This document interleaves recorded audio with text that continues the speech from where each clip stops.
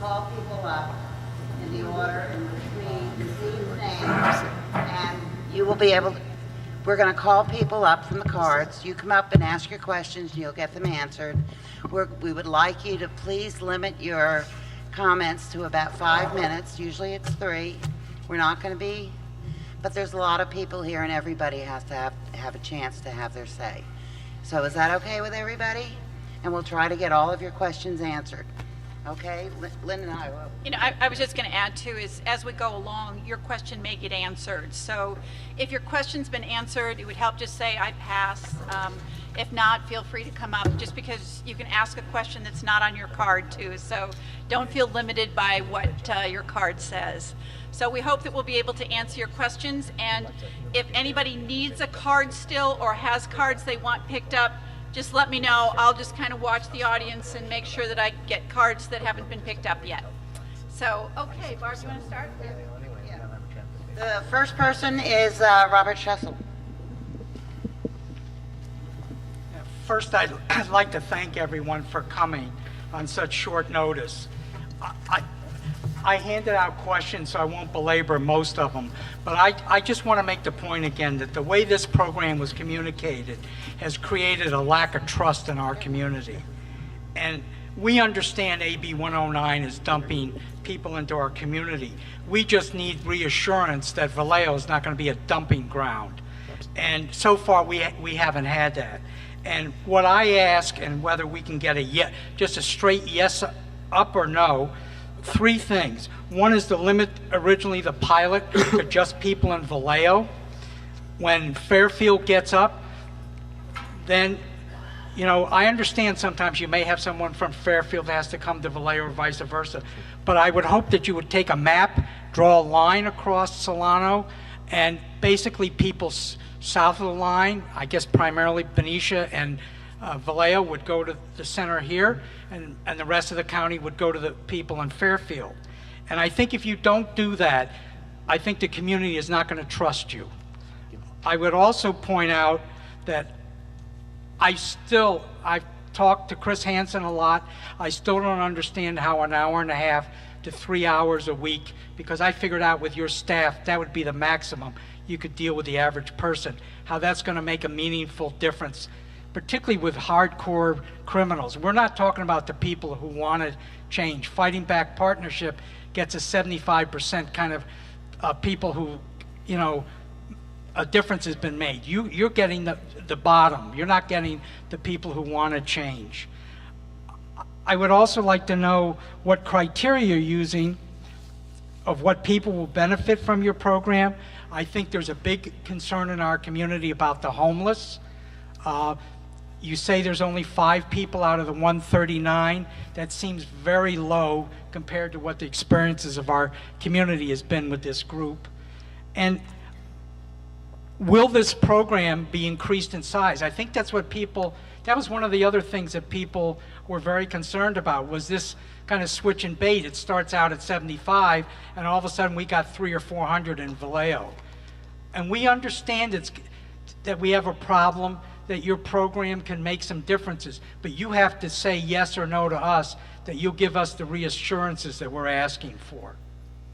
Thank you. I've had a few conversations with Dr. Bob, and he is a great spokesperson, so I got to thank that. And we agreed to disagree on a lot of things. So, First of all, are you going to be busing people down here from Fairfield and Dixon? if you look at the way it is, there's 135 individuals in your community now. We don't have capacity to bring people in. Now, given that, I am putting my people through training, but I'm training double staff at this point in time.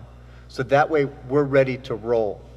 In the interim, until we can secure space in Fairfield, because we're actively looking, we're gonna be trying to run some groups out of our probation office in Fairfield to make up until we can get a center open up there. So at this point in time, we don't have the capacity to bring anybody in Vallejo. Now, if you're asking me, will you draw a line and say, We will not send people down for treatment here as opposed to there. If I draw a line, and let me tell you this, because there's no way we can send people from all over the county here, and there's no intent to do that. But if I get a kid out of prison, and he comes in and says, I want to change my life. I'm tired of this revolving door. I can't do this anymore. And he's a Vallejo resident, and I have Thinking for Change program that's an hour and a half twice a week. I have some individual counseling, but I can't get him in this program for 30 or 45 days because it's running now. There's 2 groups running, but I have one in Fairfield running. Do you really want me to wait that long with a high-risk individual and not send him up to Fairfield to get the treatment?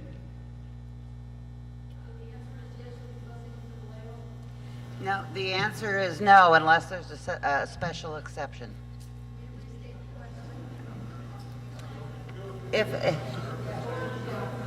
the intent is not to be busing people back and forth, but he is saying he's not going to draw a line in the sand because there may be a case where someone needs the services immediately who has a good chance of turning his life around, and I keep using the word he, but The day reporting center is going to just serve mail. oh, so okay. that's- Well, I'm going to have a chat with you about that. Yeah, I think women need those services as well. But if there's a special exception, who's going to mind if it's one person or 2 people? It's not going to be busloads. And, you know, Dr. Bob, we had a discussion about those Venetians because we don't want them up here in Vallejo. There's 2 people under post-release community supervision in Benicia. Now, can an hour and a half work twice a week? The research says yes. The research says everything we're doing is based upon research. So we're bringing evidence-based programs in. Just getting that program twice a week, no. So we have to have aftercare, we have to think. But you know what? Dr. Bob's right. These guys are high-risk people. They're high risk to reoffend. And do you think they want to run and get in a program? So we're spending the first 30 or so days working on their intrinsic motivation. What motivates them? And getting them engaged to get into treatment. Because you have to explore ambivalence with these folks. Because they don't think they have a problem. But you look for ambivalence. And an example is they come in and say, crime doesn't affect me. I don't care about going to jail or prison. That doesn't scare me. You ask, has it had an impact on your life? No. When's the last time you saw your kids? Well, I haven't seen them in a couple years. Why? Because I've been in jail. So you don't want to see your kids? Yeah, I want to see my kids. Why haven't you? Because I've been in jail. So you're telling me crime has not caused a problem in your life? And then you get a little light bulb that said, well, maybe.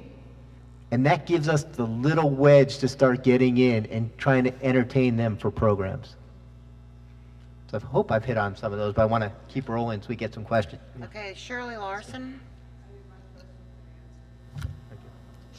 Shirley Larson, She's passing. passing. Cameron Shearer, followed by Tom Ovens, sorry. I should put my glasses on. I'm Please. Cameron Shearer, and I want to direct my comments in 2 different directions. One is in support of the program because I professionally know the need for it. The other is for the way we're going to put this into effect.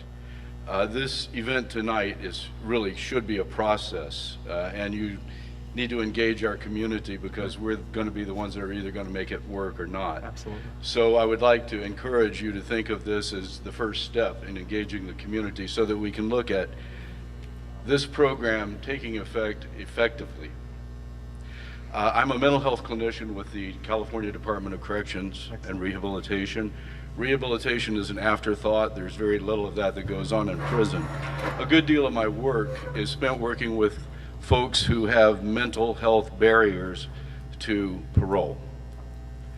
There are 2 forms, and I'd like to just make some comments that I think affect people's coming out into the community and how it succeeds. There are 2 major factors of recidivism. One is meth addiction, and it's probably the most prevalent cause of crime that takes people into prison initially and then causes them to reoffend. Most people who are addicted to meth will tell you, even in remission, that it's their drug of choice, and as soon as they get out, they're back. That's one. The other cause of recidivism is fear of parole. People get out and they have no family, they have no support system, they have no home, they have no transportation, and so they're literally stepping out into an unknown world, and it scares them to death. And so they'll very often commit low-level crime in order to get back into the prison system because that's home. It's very familiar to those of us who are veterans of folks who re-enlist because it's home. And so those are my comments. When people do get out and need to get somewhere, transportation is one of the biggest things. Housing is another. They're not getting out and going back to family. There's very little family there to begin with. So when we put folks on parole or probation now into the county, they're not directed to any city. They're directed only to the county of offense. And when they get out, they're at greatest risk of being around folks who they first of all knew before and who are going to support their addictive habits, or they're going to gravitate toward where the drugs are. So my comments are, and I'm very much in support of your program, absolutely in support of it. It's only how it's implemented and how it's brought into the community, and if that's done thoughtfully. So I'm concerned about, one, the caseloads that your 3 case managers are going to have. Is that going to be 25 per? 25 per. That's a wonderful, manageable thing. An hour and a half or a couple of hours of treatment is not going to work. I think there need to be community programs. I think the labor unions need to be brought in and apprenticeships invited. There are so many good people getting out of prison who only need direction, but without that direction, they're not going to be able to prove their goodness. So getting them into effective job training like apprenticeships is going to be helpful. Getting them into volunteer teaching programs. I put together a program on fatherhood because father issues are such a big issue among prisoners, both as fathers themselves or as children. So there are teaching life skills, and I think occupying more time than a couple of hours a week would be very helpful. So anyway, those are my comments. I again invite you to make this the first event in a process of engaging the community. And I wish you the best of luck in this program. Thank you so much. Thank you very much. If I can say just something, Sure. a couple of comments. One of the things I did fail to talk about is that the point you made that people coming out of prison are scared. We are committed, working with Tom for the sheriff's office, that we will try to have those in jail programs have a continuity to the outside. So getting people really prepared to the outside is something that we're really focusing on in our community corrections partnership. So the inside and outside, so there's a transition and a warm handoff. We're really concentrating on that part. So thank you for your comments. I think really appreciate you it. raised the point of continuity of care and treatment. That's absolutely essential, that they're passed into another system. Thank you so much for your comments. Thank you very much. Tom Ovens, followed by Rich Curtola. A name from my past. Yes, my wife and I went to the meeting this afternoon, very negative. We came away with a much more positive attitude about what you're trying to do. And we feel like we don't have a lot of choice. We either do nothing or we do something. We're decimated in our police force in Vallejo, but we don't have money to hire more. So where are we? We might as well do this. My questions are, some of them that have been raised here, is in terms of busing and how many are we going to have just exceptions that come from other areas into Vallejo? That seems to be kind of a sore point. When are we going to be able to open up the Fairfield Center? We have funds for 2 centers. Yes, we do. As I understand it. So how quickly could that would obviously answer a lot of our fears from getting dumped on here in Vallejo with all the parolees from the entire Solano County. And if I could interrupt, it's my understanding that the Fairfield Day Center is going to go into Claybank Jail. At least that was the plan last I heard about it. The new jail is being constructed, ground is broken, the concrete's getting poured. They're going to move the inmates from Claybank Jail, and hopefully that'll be the site of the Fairfield Center. Is that correct? Well, we would like to have an interim site before that. And so we're still looking for some additional sites in the meantime, because by the time they complete that, that would be a year down Okay. the road. Thank you. Thank you, thank you, thank you. Thank you. Thank you, well, thank you for coming, first of all, because we appreciate you being there, we appreciate your comments, and we appreciate you calling us and saying, hey, explain this, I didn't get it, let me know. So, we get that. We're training double staff, so we're gonna get ready to go. What we have to do in the interim, until we can find a temporary spot in Fairfield, is run some programs out of the probation office. We don't have a lot of space, but we can start there. So hopefully that'll alleviate it. There's no plans for busing or bringing people in, because we have enough here. We got enough to fill our plate now. So hope that answered your question. Okay, Rich Curtola, followed by Sam Kirshen.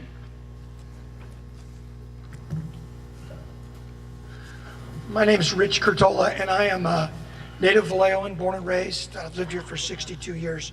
I'm currently the president and CEO of the Vallejo Chamber of Commerce. I'm here tonight speaking for myself as a citizen of Vallejo.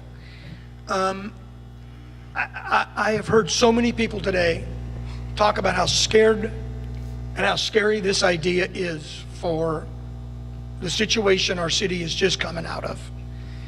And what I heard tonight from the get-go, from the staff, is that, and from our supervisors, is this has been a year and a half in planning. And yet, most of us have not heard anything about it until right now, or earlier today. I've heard that this is a great opportunity for Vallejo, and that's what you say in some of the documents you've handed out.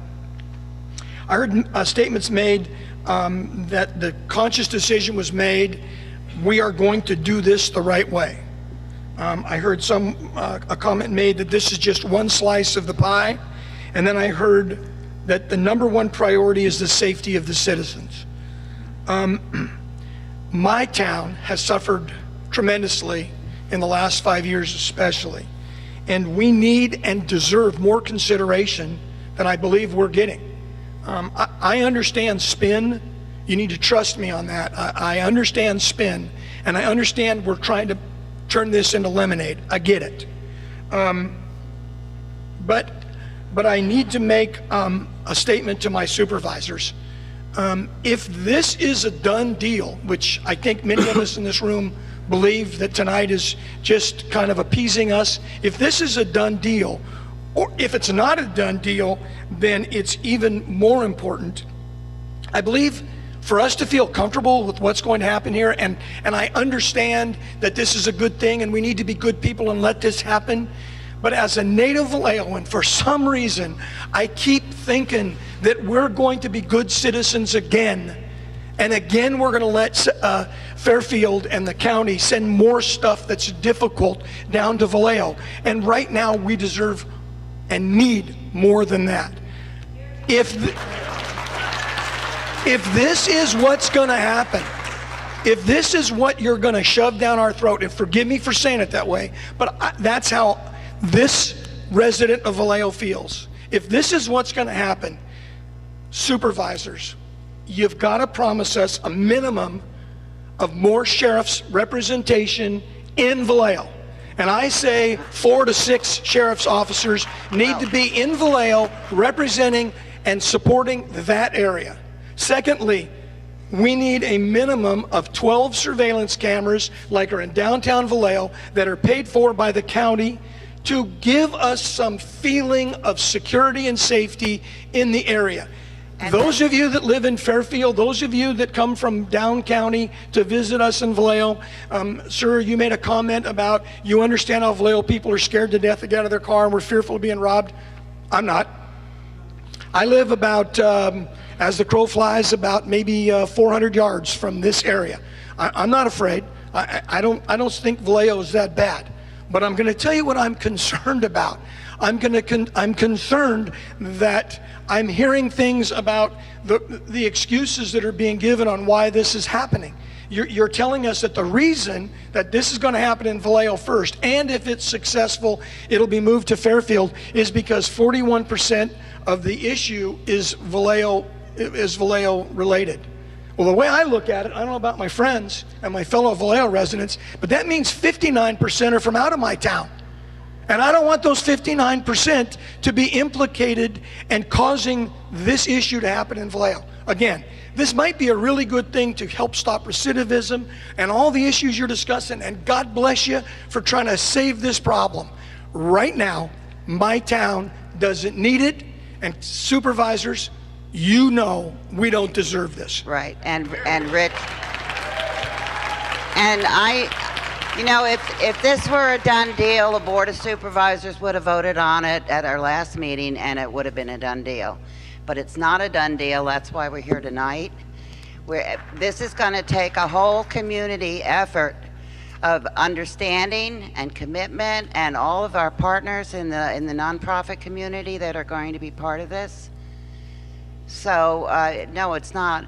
And I'm sure it's going to morph as we go along and we learn new things, and but it's better than having people just wandering around the streets doing nothing except looking for mischief. And just one thing I just need to clear up a misstatement is the comment was, if it's successful in Vallejo, we'll move it to Fairfield. That's not correct. And we fought to get it in Vallejo. I've been screaming about it. Vallejo doesn't get anything. This was I saw this as an opportunity for us to be able. I know. I do not. I live on. I do. But she can't. Let me talk. Okay. You know, I have great respect for Rich Curtola. He does a great job with the chamber, and he's been a longtime resident here.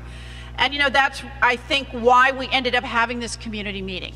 We ended up having this community meeting because as we move forward with what we perceived to be a program that was going to have value in this community, we obviously met late in the planning stages with the kind of resistance that no one expected.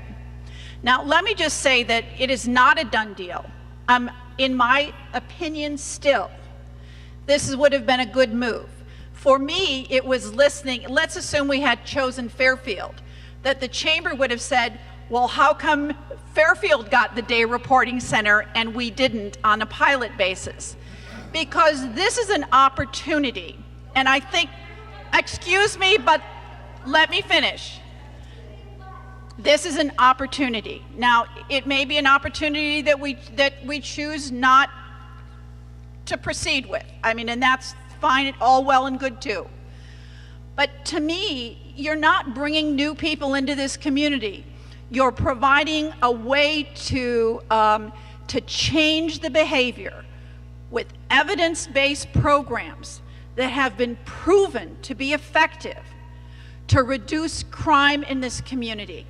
And to me, that speaks volumes for what the benefits are.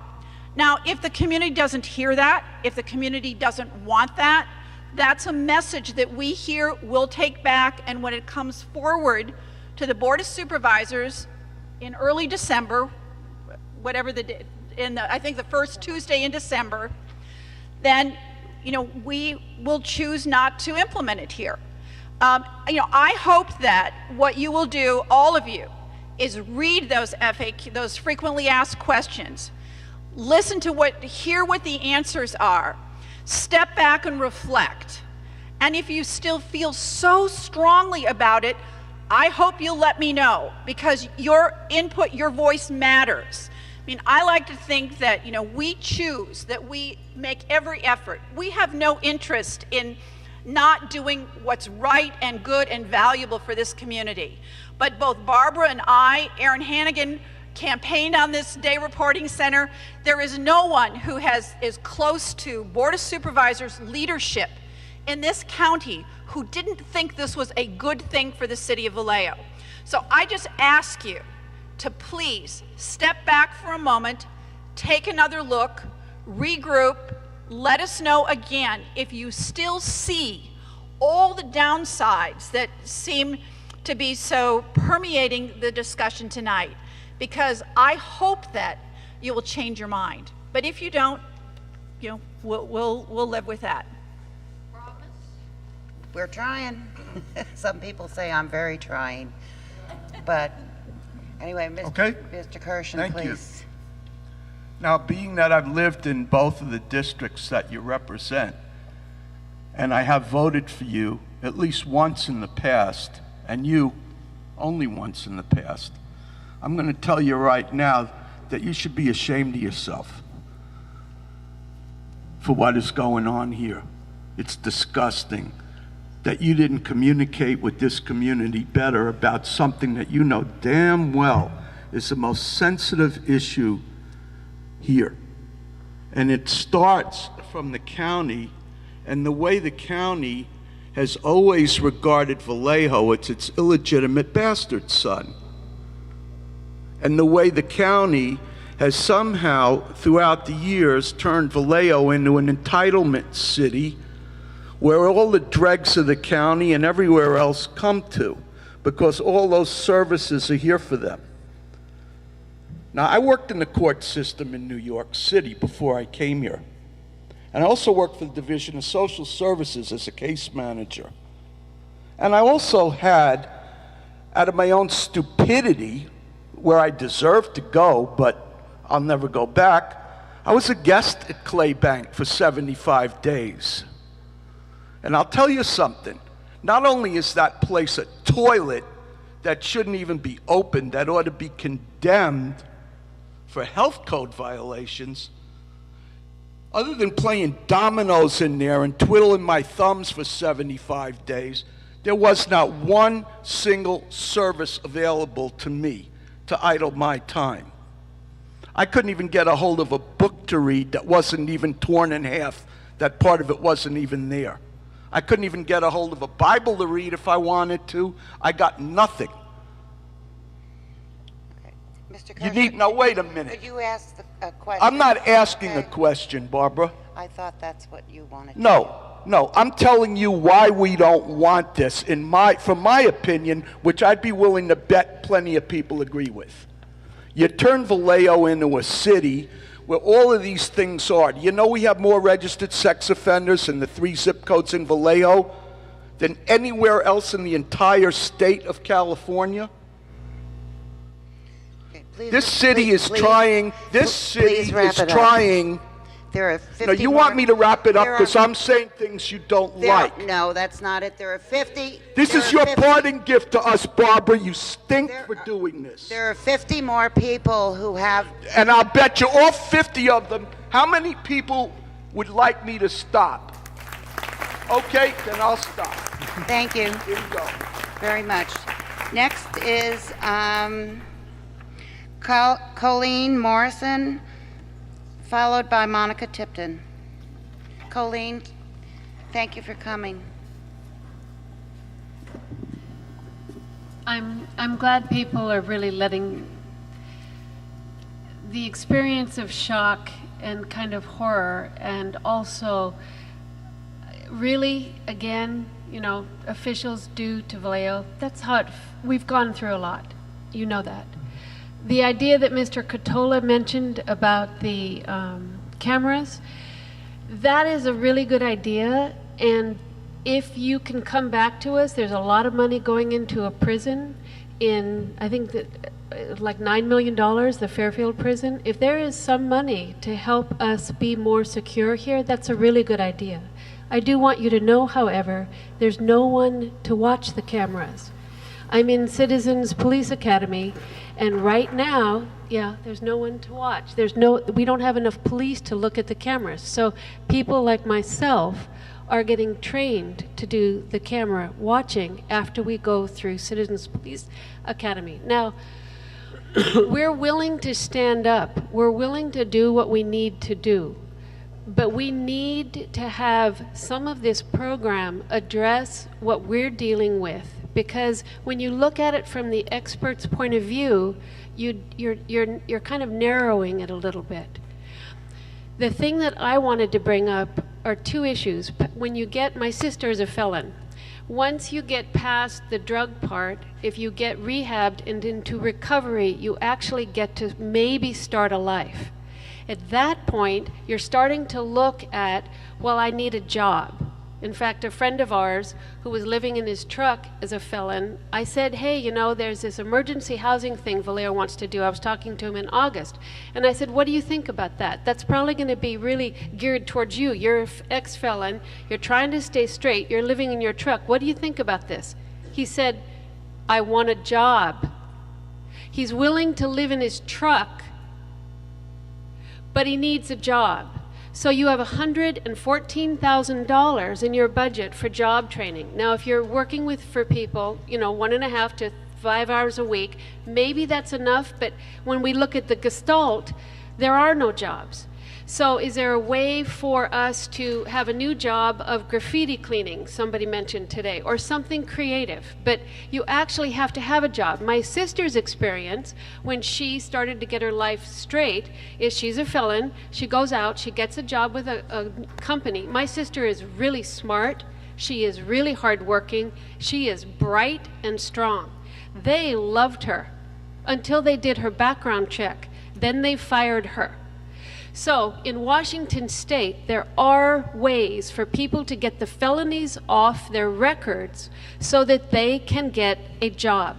We have a big elephant in the room, which is causing problems, and it'll never go away until we face it.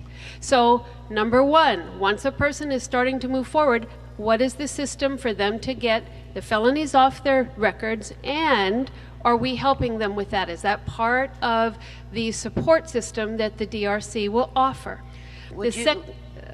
gonna ask them to talk about the video, the plans for video. I understand there are some, but I thought it was just within the facility. Correct. And second, a little bit more about the job training that these folks will be able to go through. Well, one of the things that we are looking at right now is moving a one-stop employment center into that building. The Workforce Investment Board is looking for a facility, and hopefully they're going to come on campus. I'll be frank with you, this is an area that we need to do more work, because you are right. If we are doing all we can to help people change their way of thinking, we also have to talk about employment and sustained lifestyle and some other way of living. So that's something we definitely have to do more work on. Thank you. Okay, thank you very much. And then then the second, there's, you know, 3. It's drug, you have to get recovery, you have to get a job, but you also have to address the fact, and this is a fact, is that in education, when you look at the population in prisons, a huge percentage of the people there cannot read. My sister-in-law is the reading specialist for the elementary schools in Benicia. When she told me that, my jaw dropped. And she said it's because, she says, Colleen, not everyone learns to read like you and I do. We looked at an A and we drew an A and we were fine. We knew A after that. She said, absolutely, that is not the way everyone's brains process information. And you don't have to be a crack baby to have problems. You are just born not learning how to read rote like most of us do. We need to move on. Please let me finish. So the question is, at $31,000 for education training for the day reporting center, is that enough money for helping people who are struggling with education because they cannot read? No. However, we are going to refer them to our community partners who get federal funding under the American with Disabilities Act to provide educational training. And that's why we can't be all things to all people. We're triage people. We're looking for the biggest bang for our buck, but we know there's issues out there, so we have to have community partners out there. We can't do it all. There's no way we can do everything for everybody and be successful. So we have to have partners out there. Our social worker from the Public Defender's Office has identified some GED programs which we can do. The problem is, if you ask the sheriff, he put GED programs in the jail, but some of them can't read past the 4th grade level. That doesn't help. Mm-hmm. So we need our community partners to help us, and we've identified those, and we are looking at those, and we'll pursue that. But it's a good point. Okay, thank you. And the last question is, because there is a problem with trust now, is there a way for you to get us results of what's happening in your programs so that we can feel that we're partners with you in seeing some heroic experiences happen. Thank you. And yet, the answer to yes, and I encourage you all to attend the Community Corrections Partnership meeting every month where we go over the statistics of what's going on, and that'll be incorporated. We've also are hiring a researcher so we can make sure what we do is correct. It's in line with the literature, it's a correct thing to do, and to give us results. But results don't happen overnight. So it's going to take us a little while to see if this program had an effect. Okay, Monica Tipton, followed by Glenn Speckert. And again, please be brief. There are a lot of people who need the time to say something tonight. My name is you. Monica Tipton. Barbara and I are neighbors, and I have several questions. And a huge note of cynicism. After 30 years in public education and the last 12 suffering under the consequences of No Child Left Behind, I cringe a bit at the phrase evidence-based research. I am also now in my current career a behaviorist. That's what I do for a living. One of my concerns is I keep hearing that this is research-based, and in fact I made several requests regarding what the research was. What are the efficacy studies on populations more than 20 to 30, as are usually the number of people involved in a typical university research study? Secondly, were they universities, non-partial researches that were done? And thirdly, I really agree with the comment, and I never dreamed I would agree with two of the gentlemen that I heard speaking tonight. I agree that we were treated very poorly in all of this. There seems to be a prevailing assumption that because we live in Vallejo, we can't be too bright. I chose Vallejo, and I'm damn smart. I did Now, too. So here we go. So my big concern, as it has been for my entire professional career, is our children. What are we going to do that will help weave, if this program is in fact effective, if this program is in fact has as little of effect on our community, negative effect on our community, as you claim it is going to, then what are we going to do about the ripple down effect that has already happened? Because I know, Dr. Bishop, I think you're sitting behind me, dropout rate is approaching 50%, and those are the kids of the people you're sending back and the big brothers of the people that you're sending back. So if you could please answer the questions. Any kind of a meta-analysis has been done regarding this research with subject numbers that are, let's say, more than 100, and what we're going to do to help our kids. Thank you. Okay, thank you for those comments. You know, one of the things that much of the information you're asking is on the probation website, and I believe they have the data studies and all the citations. So have you, on it, it actually shows you the links aren't working. I went to them today and the links are not working. I went to them yesterday and the links were not working. Okay. Please check those, We will do okay? that. Thank you. That's part of the reason of what prompted my question. Great. Thanks. Thank you so much. That will be taken care of. We will take care. Thank you. Glenn Speckert, What was your Oh. second question? I'm sorry. go ahead.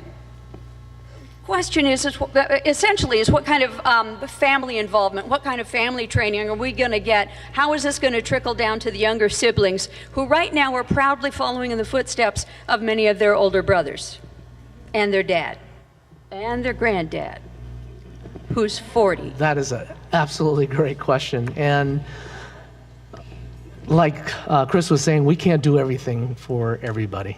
But one of the things that we can do is get started. And so you have to start with someone. And the people that are going to be crossing our doors, we hope that we can change that behavior so their kids and people close to them can see that you can break a cycle. That's what's going to have to happen, and that's what we're trying to accomplish, is breaking the cycle.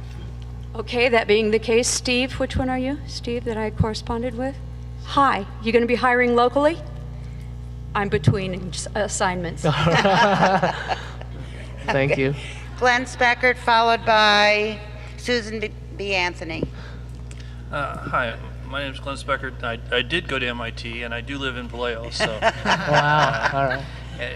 and so, Yeah. all right. So Tip the it up. mic is small, and I'm tall. So, being from going to MIT, I know that you can do a lot with statistics, and I've been trying to really understand some of the numbers and some of the things, sort of what's really being proposed. And it's difficult. I thought the numbers were in the high 300s. Now I hear that it's 135 people. When I look at the, and I know it's going to change, and so whatever the numbers are, you've got to keep the people involved. My analysis of the State of California website in terms of what's the real recidivism rate, they break it down by male and female, and the male recidivism rate is between 88 and 90% and has been for all of the years. There's 20 years of data online that ends in 2010. And so, you know, you have to ask, well, if 88 to 90% of the people are caught and go through the courts and reconvicted within 3 years, maybe there's a chance that the other 10 to 12% just didn't get caught and convicted in that period. And so it's very difficult to measure the effect of programs like this. And when I hear evidence-based programs, and if the evidence is, well, gee, they're not being caught for doing burglaries and stealing cars and whatnot, and if we've put them into a place where the city's bankrupt and the police have a low priority for burglaries relative to rapes and murders, then one could conclude, well, golly gee, we're not catching as many of these people, and so the recidivism rate is going down, and so we should send more people to places where there's no police to catch them. And so you can say with the numbers that, yes, we're being very effective. We have evidence that it's being very effective. But in fact, you need to add statistics like, what's the number of unsolved burglaries in Vallejo? How did that change before this was here and after this was here? And so in your evidence-based programs, you really have to have conclusive before and after to really measure the effect of these kinds of programs. I agree with dollars for cameras, and you know, I understand that we're in entourage and we're just trying to do the important things. And the real issue is that if these people will repeat, there's a fear, and this is what's not well founded. If the center is here, does that mean they're going to repeat offend here, or does that mean, you know, they're not going to poop where they live, you know, or they're going to do it somewhere else? And that's what you need to measure. I mean, it's clear that these people will repeat, no matter how good the program is, and it's good that it's clear that the program, even if it's good, has an effect that's close to in the noise, that you're trying to measure a small signal. And so, you know, what you've really got to do is understand the global effect. So the question is, what are your real measures of evidence, and are those the right measures? So. Thank you. Thank you, Senator. I think you made my point for me, saying that 90% are recidivists based on what you read. If we're happy with that, then we do nothing. You know, that's the bottom line. If we're happy with 90% of the people being rejected and sent back, then we do nothing and get the same results. The numbers, just to clarify, we talked about roughly 350 people are out in the county under post-release community supervision, and of those 350, 135 roughly live in Vallejo, are Vallejo residents. So I hope that clarifies that question. Thank you. Susan Anthony, followed by Marion Swanson. Susan, you're directing your questions this way. To him. Either way, yeah, sideways. I don't know if I have any questions. I just have a few statements. Okay. And one of them is that I would like to think that one of the big issues you keep bringing up is that the lawyers are the ones that are bilking the system to on this overcrowding issue, and I know that we've been behind in building prisons.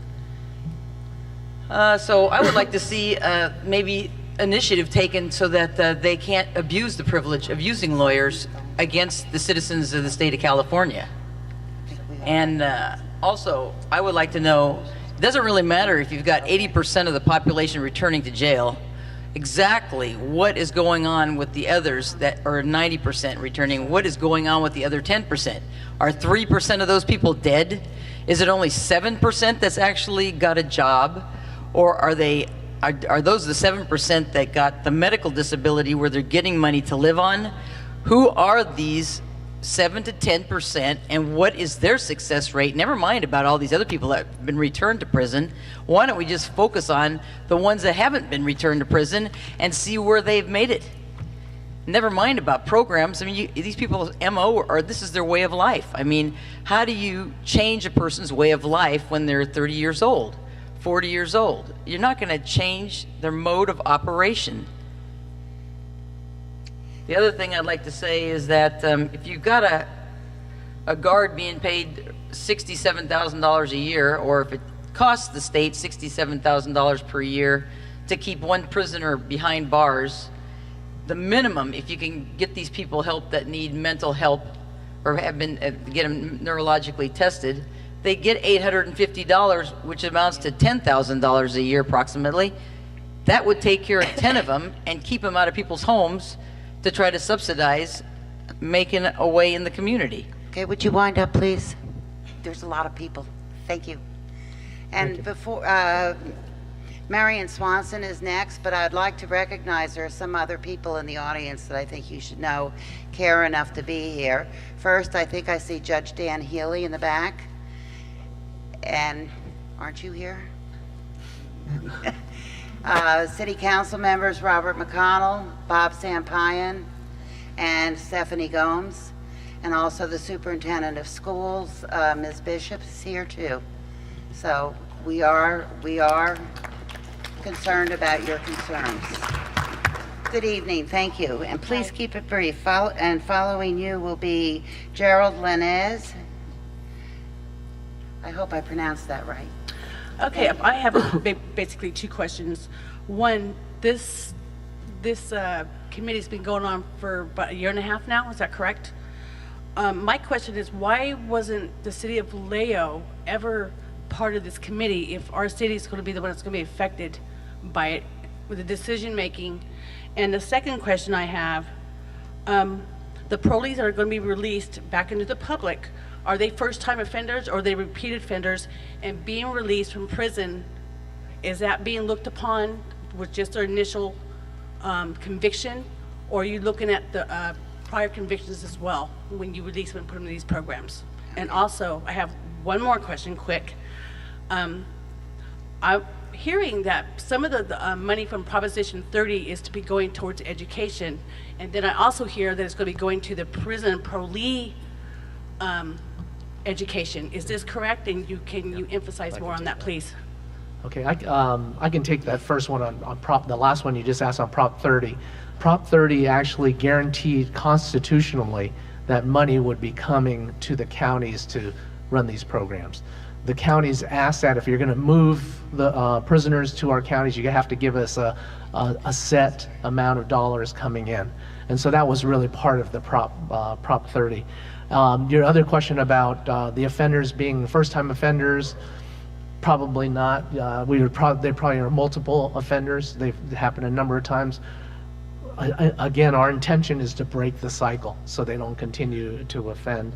And the first question you asked was Vallejo part of the committee. Yes. When you're talking about city officials, is that what you're talking about? Yeah, being on the decision-making committee of where these prisoners are supposed to go. I see Vacaville Chief of Police on the committee. I see all different representatives, but no one from our city government in Vallejo was part of that committee, and that is what upsets me the most. We had no decision-making on this whatsoever, and I find that reprehensible, and I can't accept that. AB 109 actually names specific people in county government that actually would be on that community corrections partnership. And one of them is representative from city police departments. And so the police chiefs got together and decided who was going to be the representative, and Chief Ward was selected to be the representative on that. By law, the people who are on the executive committee for the Community Corrections Partnership are named specifically on that. When we got to the point of moving forward with a day reporting center, you're probably right. We probably should have done more to include the city of Vallejo. Absolutely. So, you know, I take that point, and I think you're right, that we probably should have done more to get involved the city council, city manager, but Police chief. we just didn't move that way. And We if- did have our board of supervisors. Erin Hannigan was attending. She was a non-participant, she wasn't on the committee though. No, she was not on the committee. She was attending on behalf of the city. But one of the things that, and I'll be again frank, is that it really did blindside us that we really thought this is something that could help the safety of this community. We wanted to change behavior. They're already in the community. We wanted to organize them and get them the services. So we felt this was good for the city of Vallejo. Frankly, we didn't get that message across and we didn't get the feedback from all of you. No. You know, hopefully tonight we're getting a better understanding, maybe not move Yes. everybody, but hopefully getting a better understanding of I what think we're you trying are. to do. Thank you so And much. also, one more last thing. Linda Seifert, I voted for you. I have a lot of respect for you. But I haven't seen a newsletter from you since you were elected. And I would really like to see that happen again, because I think if that was part of your thing, we would have known, and I think you really would have been more open about what was taking place here. But I have not received one since you were elected, and that upsets me right there, too. Well, it shouldn't, because we've sent out two, so somehow that you can be upset with me for somehow you've dropped off the list, but we have sent them out. We'll be happy to make sure. For everybody's information, I do send out what I call an e-news. We send it out. We never commit to a time. We're very busy, so we send it out as best we can, and sometimes it's every month, sometimes it might go 2 or even 3 months, but we have sent a couple out recently, so we'll make sure that you're on it. And I can't even remember whether we include the day reporting center in it. You know, we tried to make it brief and cover the issues that we think are relevant. Sorry about that. We'll make sure that we can make sure that whatever the outcome is, the day reporting center is included in our next e-news. And just one thing, your new police chief is really interested in this and involved. So I just wanted you to know that He is awesome. So the chief is involved, wants to participate, wants to be part of it. So I just didn't want you to paint the broad brush that the police chief had no interest in that. Your new chief is on top of it. Yes, absolutely. Thank you very much. Thank you so much. Mr. Linez, did I say it right? It's close enough. Okay, well, I'm Candelas, so. It's okay. Nice to meet you. I actually work for social health and social services, and one thing I gotta say is that we really do got great programs to help out people, and even the community. On Mondays, I work at the Mission Solano, which has parolees that actually do want to go straight. We also have Archway, which is people who are trying to recover from being drug addicts. And some of them that are from Vallejo don't want to come back to Vallejo because they want to stay clean. You know, that says a lot about that. My main concern is I'm all for the programs, because I know that we have great programs. We have great people who want to help out the people who want to straighten out their lives. But my main question is, like, for example, my house got broken into 3 months ago. You know, it took them 7 hours to get to my house, a police officer. Then in the corner, while the person was inside that same that very Sunday, you know, there's somebody inside the house, and I saw them when I got out to church. I called the cops. It took them half an hour to get there, and then, you know, as a matter of fact, I think somebody was, he was there actually. It took him half an hour to get to the house while the person was inside, and the guy had already left. You know, and that says a lot. Are we going to have more policing in the area where these individuals are going to be at? I mean, that's really my main concern. And how is this going to benefit my community? You know, I've been living here for 6 years. I came from living from the Hunters Point projects of San Francisco, and I don't feel any better living here anymore, you know? Thank you very much. Thank you. Next is Lee and Bob Simmons, and Lee's first question on her card is, can we get copies of the realignment plan? And the answer is yes. And I know it's available on the probation site because I access it a lot. And also the plan for the day center is on the site. And if anybody wants a copy, a hard copy, call me. I'm in the phone book and I'll get you a hard copy.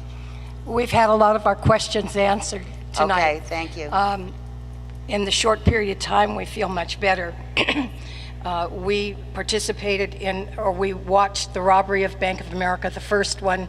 My husband and I and my neighborhood identified the numbers on the cars who were participated in that. Our house has been robbed, our car, and we're in East Vallejo, our house has been robbed, our car has had its tires punctured. We identified the people who accomplished or did that. And as a teacher, my husband and I, both teachers, we went to the parent and the boy and said, you will take care of this and all the other 7 tires you punctured. So what I'm suggesting is that I think what you guys are doing great, and triage is important, but once you get the heart started beating again, it sounds like the community needs to step up. Richard, I've been here for 68 years. I'm a native. I love my city, Vallejo, and I love all these beautiful people in it. And we have to take a hold of it and keep the young, gorgeous people who are here. We need to help you keep them here. I was part of a program as a teacher and was laid off. And I'm telling you that it sounds like you're setting up a program that the school district, mental health for Solano County, and a day program in Solano County put together. That program fell apart for mental health because we lost our funding. A number of the teachers who work for the adult school, 15 or 18 of us were laid off all at one time. And I'm suggesting to you that we all, it's all right, Barb. I'm suggesting to all of you that what we need to do is we need to look what monies are available. And in the city of Vallejo, I understand there's $3 million available. And I went to that meeting and talked about all the things we can spend it on. As a 68-year-old senior, I'd like to spend it on a senior pool at the senior building, along with a hot tub for healthy exercise. But I'm going to suggest and be very generous and say that right now I'd rather have a few more policemen on board. And if we use that $3 million for that, for policemen, or if all of you guys, because with this many great minds together, and some of the wonderful ones from MIT, and the lady who's a oh my goodness, we've got some power in this town, and we have some talent, and there's no reason why any of us have to be angry. Where's the angry man? He left already? Lee, of course. Lee, we have to move on. I know. Okay. And so I thank you very much, and I hope you'll keep us informed. And I promise I'm going to learn to use my computer better, but I can't get those things online. So I want my hard copy. Okay. And maybe being 68 has You'll part get to it. do with that. You'll get it. Okay. Pastor Anthony Summers, followed by Steve Swanson.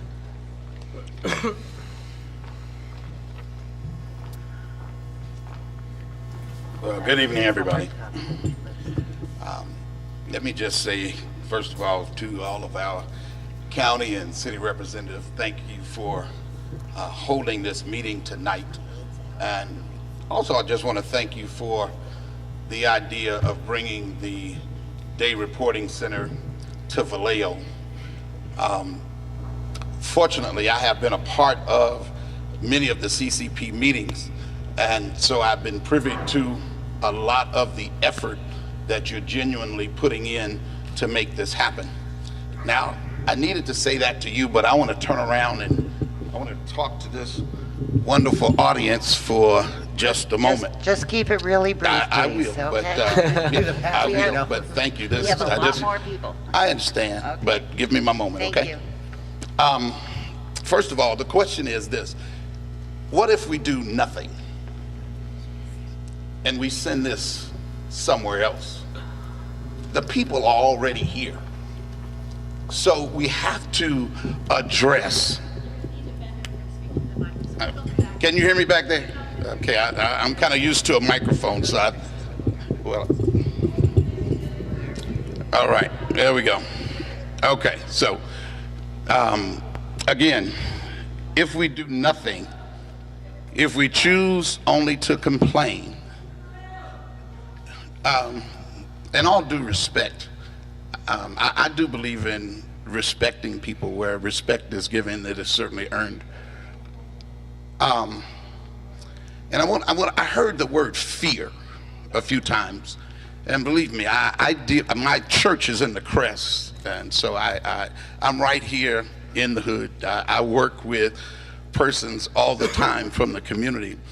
But I want you to understand something. I believe genuinely in this city. I believe in the people of this city. And so I have 3 hats on tonight. I have a hat of a pastor, I have a hat of a businessman, and I also have a hat of a black man. And so I hope if you have fear of anything about me, it's my faith and not my face. Because we have to be able to spread hope to everybody in this city. And one of the things that I know is that hope will cast out fear. So we have to have some opportunities to believe in the people of our city. And whatever you speak negatively about it, you can rest assured that's what you're going to reap. But I believe Vallejo is the best city in the world.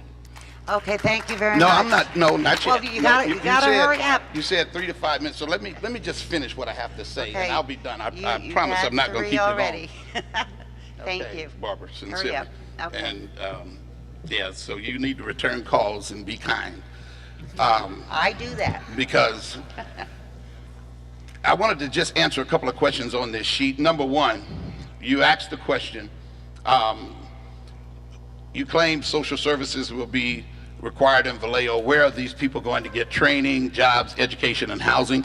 Those are part. Now, I happen to work with Michael's Transportation and MTS Training Academy, and we're working with the Sheriff's Department, we're working with the Probation Department, and we happen to have a 95% job placement rate, because in the commercial driving industry, there is a great demand for jobs. And so this DRC is looking forward to having a training component in it, and people need an opportunity for employment. So they're thinking about that.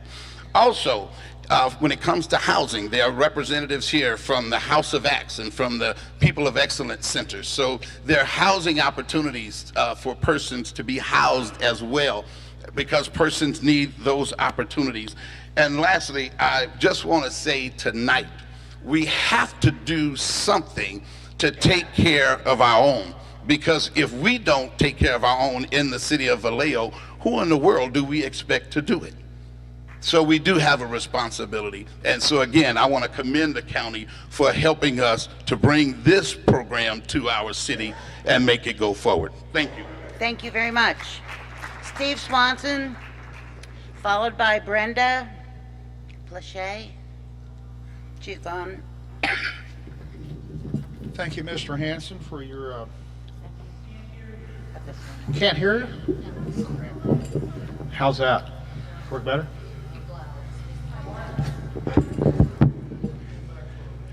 All right. That sound better? Yeah, Steve, would you address up front? Yes, ma'am. Please. Thank Well, you. Mr. Hanson, I like what you had to say earlier. Where? All right.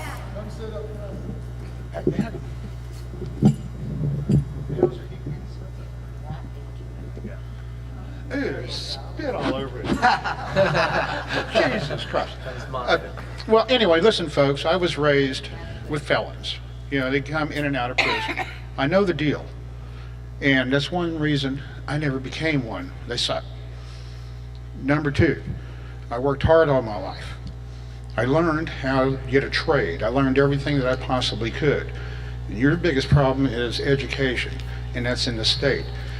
My number one question is this: how is it, with all the intelligence that's here amongst us, you could not bring this program forward to the public for our views as well? I mean, we may not all be college educated, but yet we do have good common sense. We live within this community. It's the same problem we have with the city of Vallejo. Most of the people that work for the city do not live in our city. Home is where the heart is. and most of their homes are away from work. And if you live and work in a community, you have your heart there.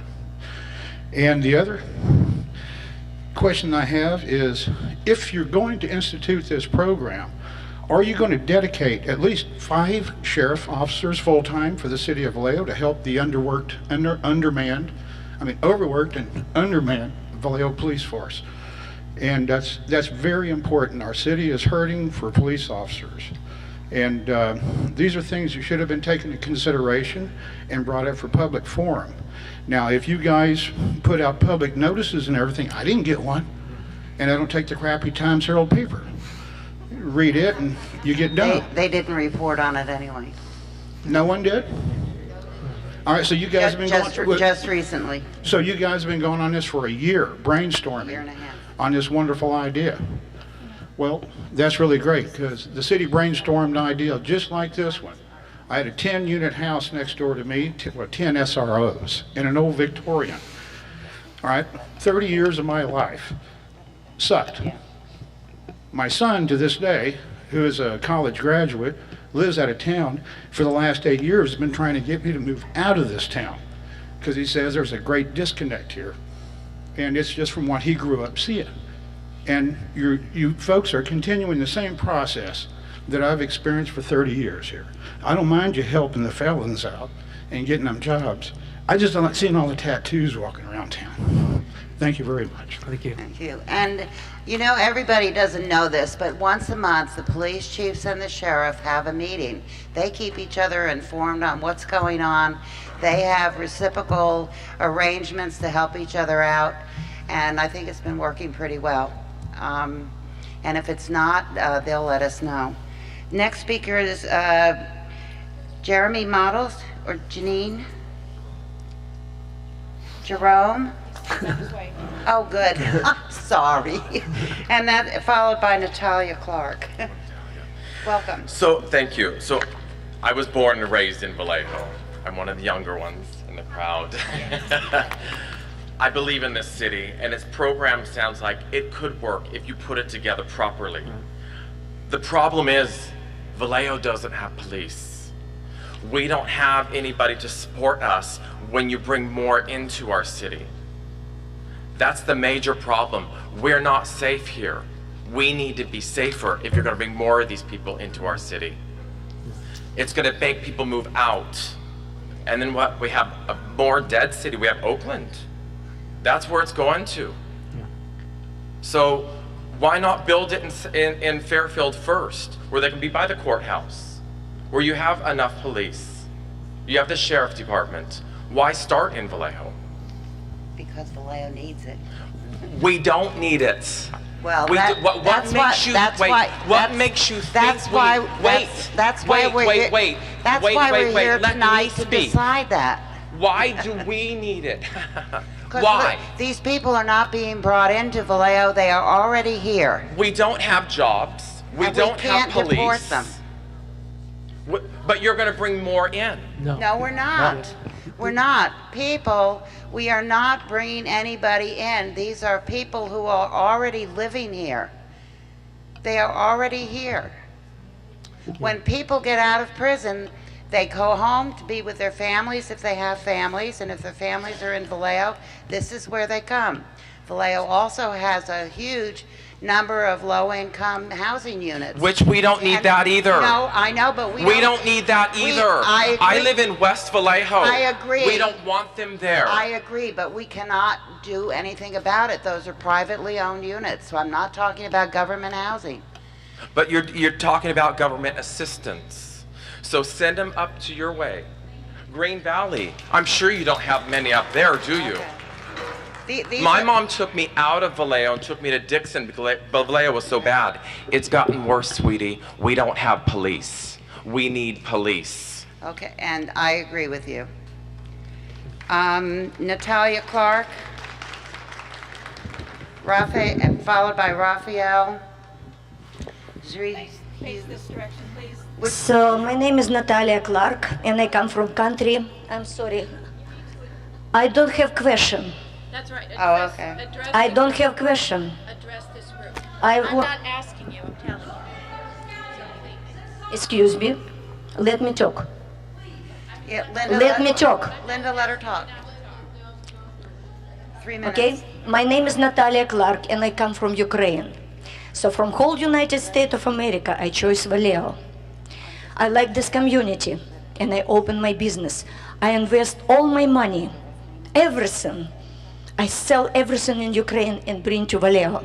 I make amazing, beautiful building, business, Dance Unlimited. We teach children and we rent building for event. Just today, I have people who come to me and take out deposit only because you read article in newspaper. We will have this Parolis Center. They said, you will have Parolis Center, give my deposit back. I will not have my wedding reception in Vallejo. We will pass in Vallejo like a nightmare. So county, you already make supervisors. You make your decision. Thank you so much. Thank you very much. All my country make decision for us, government. I come from this country to United States of America. For we people make decision. Not country give us whatever they wanna. We don't wanna your Parolis Center here. This community is sick, poor, problem. We need your support. We need more policemen and we need more video cameras. Parolis Center can be close to your house, where you live. Green Valley, yeah? Okay. Go there. Thank you. Hidden Brook and other places.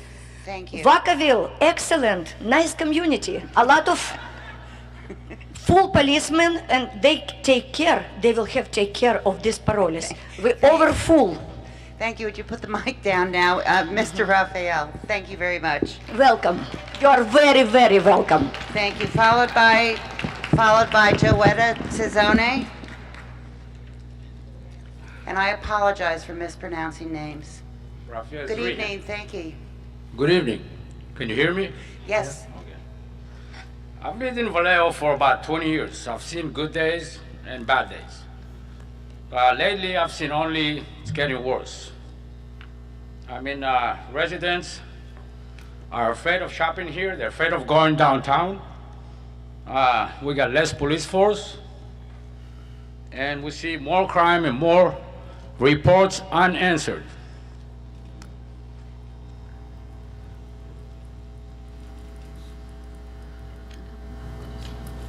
So basically in my neighborhood, we formed our own neighborhood watch on a regular basis. Once a month, we meet and we decide how to prevent crime. And when we saw crime, we reported it, we got some advice. Eventually police came and took whoever it was. Okay. Sorry for my voice, I'm a little excited. So it is nice and very wise to do something about the jail over crowding and supervision, and do something over the parolees. But this is not enough. I'll tell you why. You mentioned that you spend $67,000 per inmate in Claybank. Is that correct? Yes, sir. Okay. Let me tell you what we have done with only $70,000. Now, we took 60 inmates and we formed this program through Fighting Back Partnership. I believe Linda knows about that.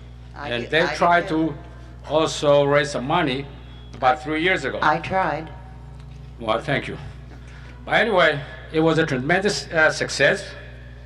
And we had 60 parolees that were referred to us.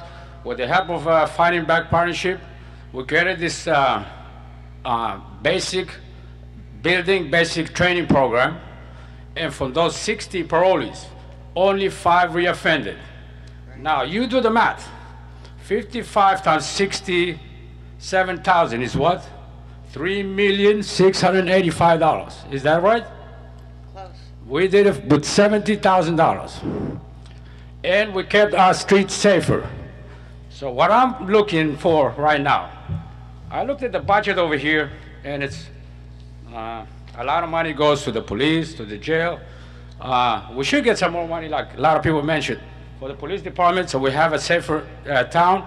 People can walk freely downtown. People are afraid going downtown. People are going shopping elsewhere because They don't want to be in Vallejo.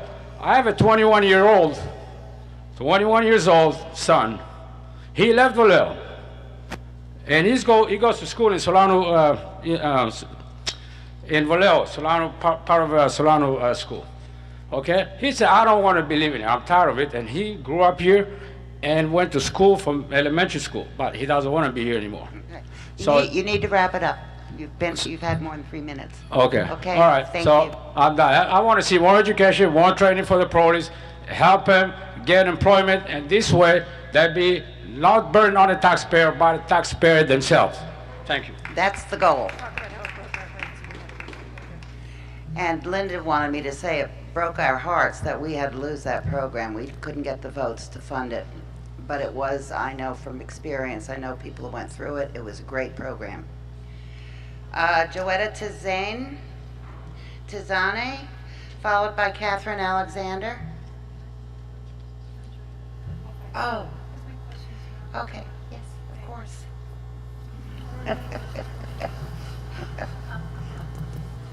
I'm getting to be the same way. Okay, well, as many people have said, what we really need are more police. And it's wonderful that you have a big heart and want to help people that are going to be released and parolees and so forth. But wow, you know, it would be great if some of the rest of us that live here could have services that we want. And we do need a police. That's like our #1 thing. But about your program, one of the questions I had was, okay, so you want to help them to rehabilitate, that's your hope. Is there something that's going to compel them to go to the facility? I mean, is there like something, you're going to be released, and if you go to this facility and sign up, here's what great thing will happen, or here's what bad thing will happen if you don't?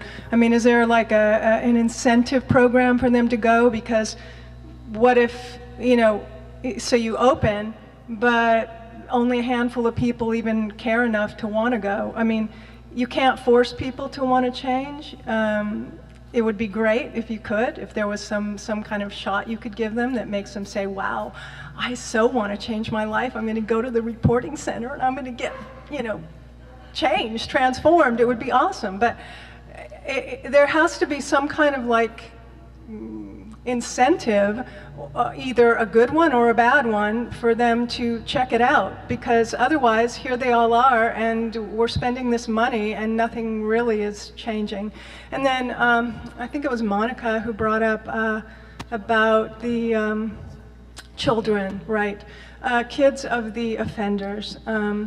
Wow, if money could be spent there, it would be awesome, because that could help prevent future offenders. And they need the support because they need different role models. And if their parent is in prison and then is a repeat offender, that becomes their reality and what they know. So it would be wonderful if we could spend money to help the children of offenders. If I could interrupt, I think there are lots of incentives. And if I could interrupt, could you explain what those incentives, aren't they? They don't have a choice. Well, you know, how it works. First of all, you know, the first month is spent working on their motivation and getting them ready to go into the program.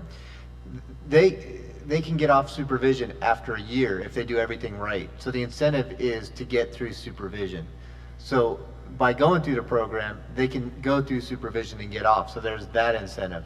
There's also, if they don't participate or don't, there's consequences. There's consequences like everything in life. But I think your main point, and you have Dr. Shackelford and Dr. Ramona Bishop, sorry, Dr. Bishop. And she has a card in, and she's going to be. But these are the people that educate our children, and you're right, we have to start there, because one of my jobs is also to run the juvenile hall. And you know, I spend my time there working on handshakes. Kids don't even know how to shake a hand and look somebody in the eye. But it's, your superintendent knows how important education is and to get the kids involved. And she and Dr. Shackelford are working their butts off And we're trying to partner with them to start early. So that's one component. Unfortunately, this money in this pot is only for these select people. We can't spend it for anything other than them. Other than the parolees? Yeah, the Okay. press So, release. okay, so the children was one point, it wasn't my main point. My main point was trying to find out what the incentives were gonna be. So what are okay, so the incentive would be, okay, you're in jail, and you're gonna get, I wanna follow the dots. Okay, so you're in jail, you're gonna be let out because there's no room, right? No. Okay, what's the deal? The way it is the state is sending us people, they're released from prison, they come back to their communities. Okay. It's a requirement that they'll have to go through these programs. If they don't go through these programs, then they'll be sanctioned. So there's sanctions of jail at the worst. There's other ways to sanction them, but we don't want... Like what? What are the other ways? Well, jail's number one, because... Okay, there's jail, then what? Community service, other programs that we can employ, we have a sanction grid. And this is for all of them that come out, Correct. right? Okay, so you're gonna be on top of everyone that comes out. Absolutely. That's what we're charged with. Good. Hey, That's my we question. We need to move on, okay? And then, hang on. Okay, and we're only taking offenders that were Vallejo residents? Is that what I heard? The First Service Center is opening in Vallejo, and it'll serve the Vallejo residents, because we have 132 of them now, with more coming in. So that is our main focus. More coming in that were Vallejo residents? Right. Yes. Okay, That are being released from prison. okay. Thank you. Thank you very much. Catherine Alexander, followed by Ramona Bishop.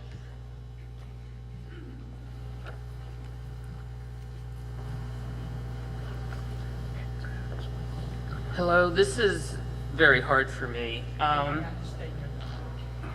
You can hear you now. Most people Now we call me a can. loudmouth, so. Yeah. This is very hard for me. I'm trying to be really fair, but starting with the process, it's a little hard. And I'm really trying not to be insulting, but to think that this is not disingenuous. When you set this up, when you've been doing this for a year and a half, and then you set it up for approval with the Board of Supervisors on election day, when people are not likely to be around, and have a community meeting the week before Thanksgiving. And I saw this on the county website. I did not see it on the city website.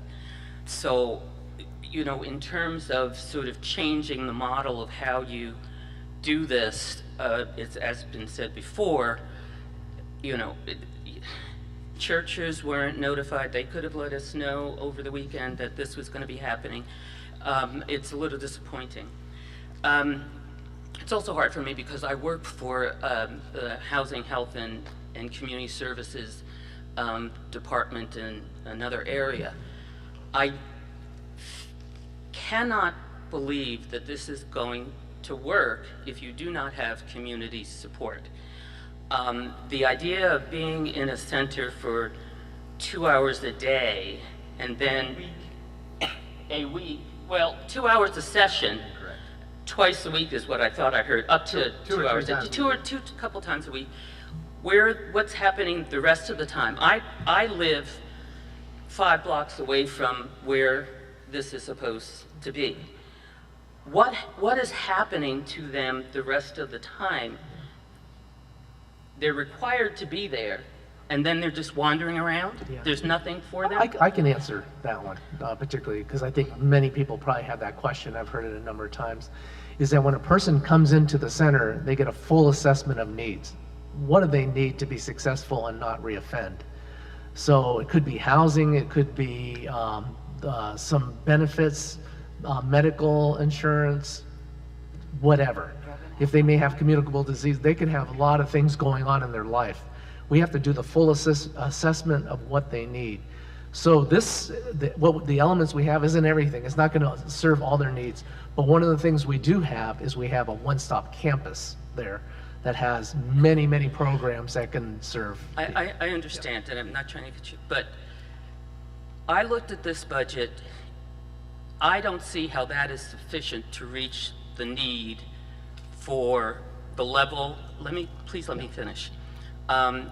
You cannot depend on your community partners at a time when all nonprofits are desperate for funding. They can't serve the people they already have, let alone take on high risk, very high risk population and give them the kind of attention that's warranted.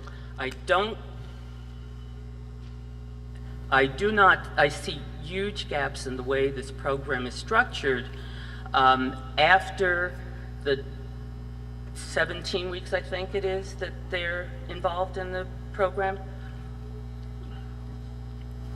to leave them without help, and you say that there's aftercare, there isn't money. I mean, you know that Solano County is no better than a lot of the other counties, the county that I work in.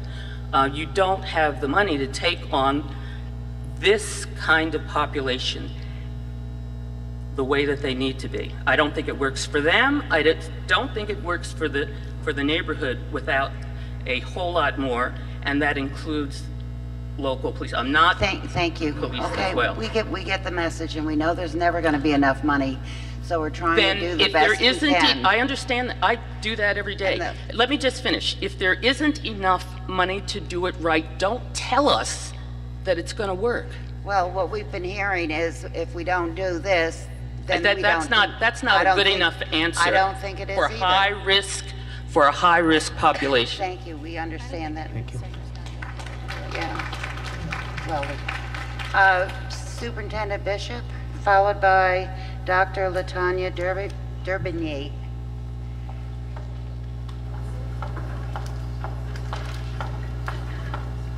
Hello, everybody. I wasn't going to speak until I heard my name called. So I figured I have to come up and talk. As a newcomer to Vallejo, I certainly live right there on Georgia Street downtown. I'm speaking on behalf of myself as an individual. I've been to a lot of these sessions, and I think this is not necessarily about this one particular project. It just seems like the trust of the community has been breached on numerous occasions. So it's not really about you guys, it's about the other things, and I think you're hearing those things. I just want to address what's happening with regard to the students in Vallejo City Unified School District as a citizen. Quickly, thank you to Chief Hansen for partnering with us on a grant to the Sierra Health Foundation, $75,000 we got in a planning grant that's going to help us serve kids and really address their needs, students who have been in trauma. And one of the traumatic events is having your parent go away. Additionally, if we're successful, we'll receive $400,000 to work in partnership with probation, all of the county agencies, to really move forward and provide opportunity for these so-called crossover youth not to become like their parents.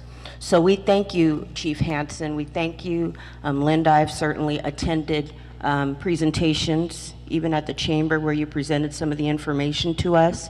And we thank all of you for caring for our students. And we'll be working very diligently in the school district to address the needs of students so that we can build a stronger Vallejo. Thank you so much. Thank you very much. Dr. Durbinier? And I think we should mention, there are so many other people out there, community nonprofits. Lloyd Gigg is here from Genesis House. They serve convicted felons. People from Youth and Family Services are working with women who have drug and alcohol addiction problems.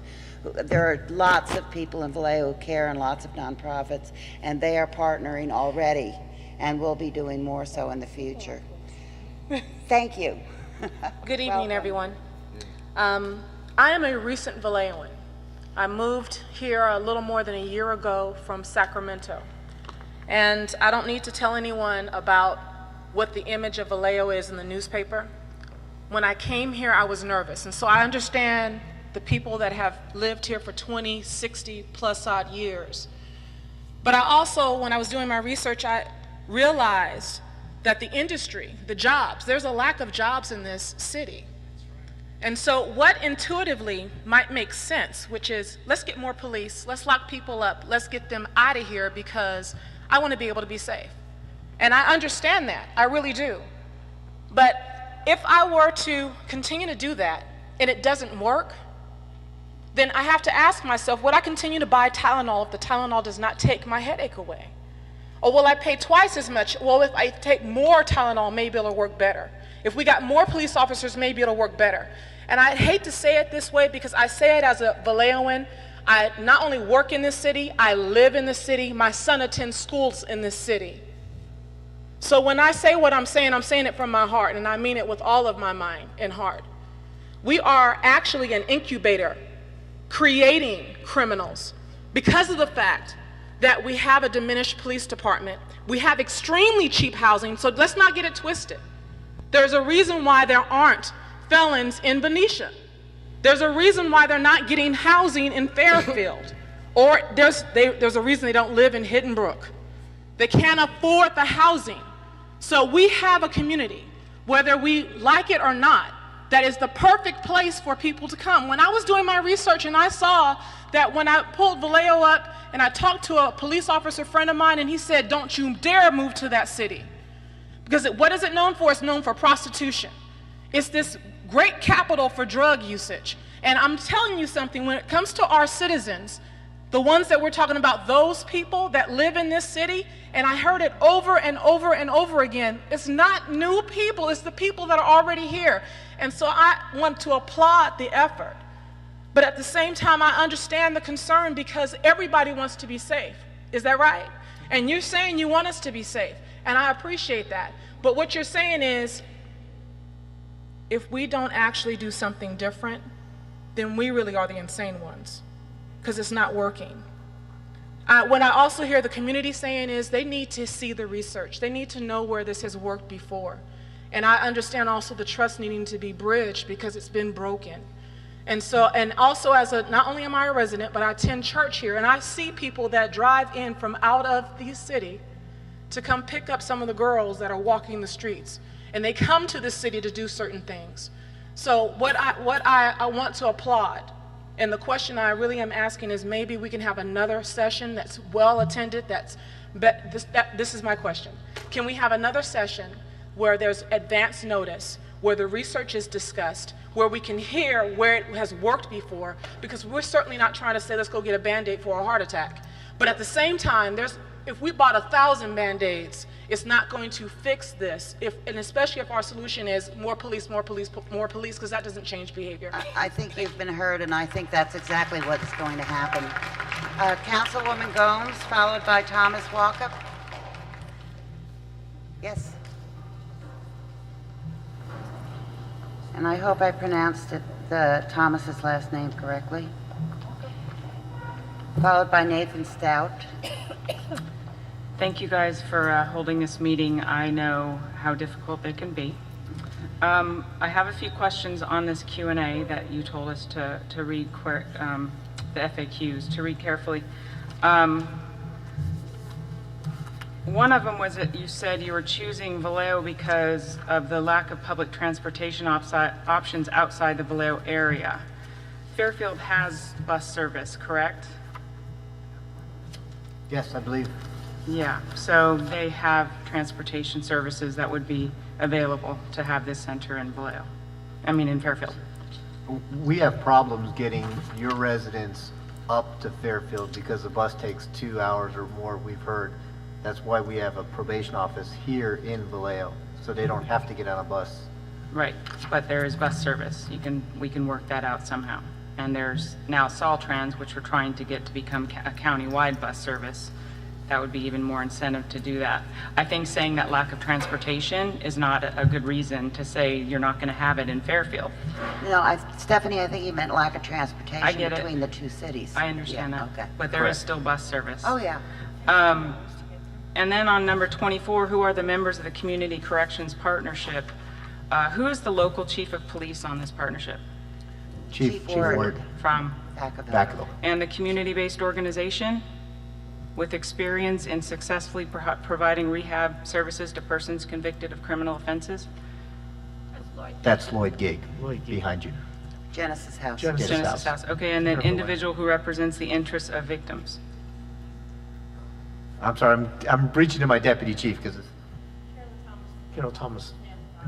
Carolyn Thomas from the Office of Family Violence and Prevention. Okay, and anyone from the city of Vallejo on this group? No. No, the city of Vallejo, in terms of the city itself as an organization. You know, I'm just going to, I'll see if I can answer the question, but, you know, the composition of the Community Corrections Partnership is set by statute. And there are only a couple of positions that are not statutory, which are mostly basically county employees. One of which is the police chief, and that was selected by the police chiefs for the 7 cities. And they chose Chief Ward from Vacaville. So he serves in that capacity. The position in which Lloyd Gig holds, I'm not exactly sure how he was selected, but I can answer. He was, okay, so he was a member of the Reentry Council, so it's all the community-based organizations. People who were interested about reentry issues, even before this law was passed, they were organized, and Lloyd was selected to represent that committee on that. Right. So, I mean, the fact that there's no one from specifically who was chosen as a Vacaville or a Vallejo resident, there's no one who was ever chosen for any of those slots based upon where they lived. I mean, it's position determinative based upon the statute. But if I was going to be on this group and they wanted to put a day center in my community, I would be pushing it somewhere else. So Okay, I'm going to make that note, and I don't need an answer to that. But your city manager and police chief have been apprised of this. Okay, and that's my second point, is I came up here very upset, as are my 2 colleagues in the back, that this council has not been apprised of this issue at all until last week when our community found out about it. Now, from what I'm hearing from you, Councilmember Hannigan has been going to these meetings? She's been attending. In an official capacity or attending Actually, the she's been meetings? an observer, and she asked questions, but she has been attending. So she knew about this, but didn't tell the community and didn't tell her council. We also had the 4 Cs, the City County Coordinating Council. We did a huge presentation for the 5 members of the Board of Supervisors and all 7 mayors. Yes, obviously, this isn't your problem. I'm not upset at you. I'm upset at Councilmember Hannigan or Supervisor-elect Hannigan and Mayor Davis, because they didn't tell us. And I believe, they didn't tell the city council. Mayor Davis is going to have this on an agenda. That's great, but it's too late. I know. They knew about this a long time ago. Okay. And that's unacceptable. And we're trying to make it right. It's not your fault. I know. Not your fault. I'm not upset at you. No, it is our, but you know what? Your mayor knew about this, and so did your vice mayor. I expect all of them to be telling us about this. Okay. No. Absolutely not. As a city council. We need to move along. I am going to note, as a council. I'm sorry, there's nothing more that I can do. I don't blame you. I Yeah. think as a council, we Okay. need to share information amongst each other, and it obviously didn't happen. I do blame you for the lack of communication overall. You are correct on that. I went to your meeting at 4 today. I know. And then the other thing is, you talk about money in here, and it says that the state provided separate funding to address impacts of this population on local police departments. Is the city going to get money? Is our police department going to get money to deal with the impacts of this center? I believe there was a proposition passed or a legislative thing last year allocating money for local law enforcement agencies, but that's all I know. Could local be considered county? No, it can't be county sheriffs, All right, it's local police. and I'm not speaking for the city council, I'm speaking as myself right now, I want to make that clear. But knowing the budget as I do, I think if this is going to come to Vallejo, looking at your budget here, you have 3.7 million for the sheriff for jail capacity, 1 million to probation, 600 to district attorney, 700 for substance abuse, 1.5 million for the day reporting center. We need 2 police officers. We need funding for at least 2 police officers. If you want to put this in this community, and we're going to have to deal with the impacts of it, we need funding for officers. That's just my opinion as a citizen. Now, I'm finishing up. I have 5 minutes. I would also like to note that the only supervisors here are our Vallejo representatives, which I appreciate, but the other county supervisors are going to be voting on this, and I wish that they could hear what we have to say. And that would be a violation of the Brown Act. And They could listen. They don't have to I know, speak. but I That's think not a violation I of think the if Brown they Act. had their druthers, they'd put it in Fairfield first. Well, then I perhaps think we should be talking I to think them. they're jealous that we're first. I'm gonna close by saying this community is hurting. You've heard it. We are hurting. I know something like this has to happen. Where it happens, how it happens, it has to happen. But why us? Why now? When we're trying to come out of bankruptcy, we have the lowest level police department we've ever had. It's a bad time. Why not start it in Fairfield and do the pilot in Fairfield and then bring it to Vallejo when we've been able to rebuild our city, when we've been able to increase our police department? I'm not saying I'm against this. I don't know yet because I just heard about it. I'm just saying that communication, bad, timing, really bad. Thank you. Thomas Walkup, followed by Nathan Stout, followed by Carolyn Wilson. Thomas is not here anymore? Oh, there you are. Oh, okay. Go ahead. Go ahead. So, I was one of the people who wrote an email to try to get this thing tabled to begin with, and I'm not sure if the day reporting center is a good thing. I haven't had enough information, and I would like more information. I've been trying to gather it on my own. And to me, it's about trust, and He wants to go next. And so you've been going through this process for 1.5 years. I found out about it about 2 or 3 weeks ago, and I researched as much as I could. You say it's not a done deal, and I don't know if you're just saying that at the meeting just to pacify us, but if it's not a done deal, you should have had information on the table about future meetings where we could have feedback and interaction with all of you. So if it's not a done deal, we should have more meetings, probably. The day reporting center could be a good thing, but from what little I've learned, it serves people who either live in Vallejo or commit crimes in Vallejo. And so we have people who drive to Vallejo just to commit crime. I mean, I've heard stories about that. So if other people are coming here to commit crime and then they end up as residents of our community, we're building a community of criminals. And we don't want that as citizens of this town. So to me, it's about trust. I really think that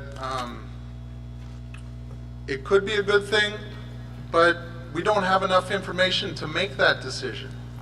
And so more meetings would be appropriate. I think that's going to happen. Thomas Walkup, followed by Carolyn Wilson, followed by Dennis Ocampo. Good evening. Hi, thank you guys for hearing my comments. I'm a longtime resident of Vallejo now. I had most of my life in San Francisco. I'm a discovery producer. I worked on the show Addicted. I work mostly in Solano County with drug addicts. We're talking drug dealers, dope dealers. I spent more time embedded with people while they're in full-blown addiction and use and their families in crisis than any sheriff's officer or any police officer would, because they're just putting them in a place to deal with them later. This is what we're dealing with right now, right? One of the things I realized on the show, working on the show, was that the drug addicts need to be displaced from the community where they committed the crime to be well. The 30 days is only a way to build new habits. That's why they say 28 days, and then 30 days is when people realize they can turn the corner and change. And that's for anybody. It's totally possible.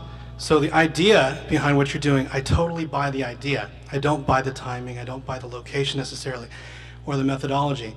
When I say I buy what you're saying, I mean that we need to do something like this in a way of social justice to help people, to keep them from going back into prison or back into drug use or whatever they got into in the first place that got them there. Driving while black or Hispanic sometimes will do it. And some of the drug addicts I worked with did score dope in Vallejo. They did not live in Vallejo. So they committed the crime in Vallejo, but they didn't live here. So yes, I agree, we're probably going to end up with more people that didn't belong here, and they've pissed off enough people around here, and by the time they get arrested, you know, half the time, because if you know anything about dope dealers, they rip each other off all the time, best friends. A guy would be shooting up, guy leave the room for a second, the other guy's going through his drawers. This happened on camera for Discovery Health, so I saw the whole thing go down all the time in front of me. And these kids are scared. They're not as dangerous as you might think, although they will rob banks. They will steal from each other. They'll take from their mother. They'll mug people, credit cards, whatever. Could you wrap up, please? I'll wrap it up.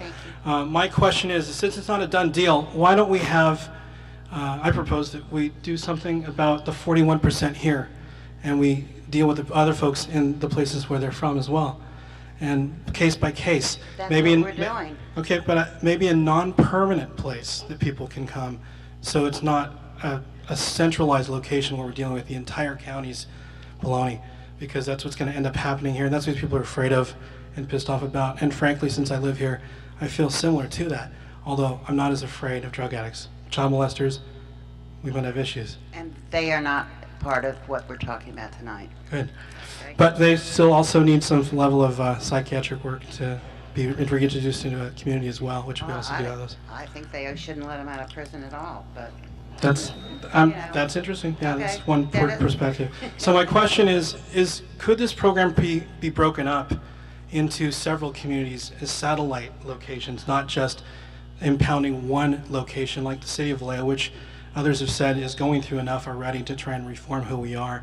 And could we get a player somehow involved on your level to help make the decision on behalf of Vallejo, who lives in Vallejo, so is also another stakeholder in what's happening here? Those are my questions, and I hope that you can address those with the community in the future meetings. Thank you. Thank you very much. Carolyn Wilson, followed by Dennis Ocampo, followed by Liette Meitzenheimer. Pass. Dennis Ocampo. All of your cards will be given to staff, and I know that a lot of your questions are written down on them.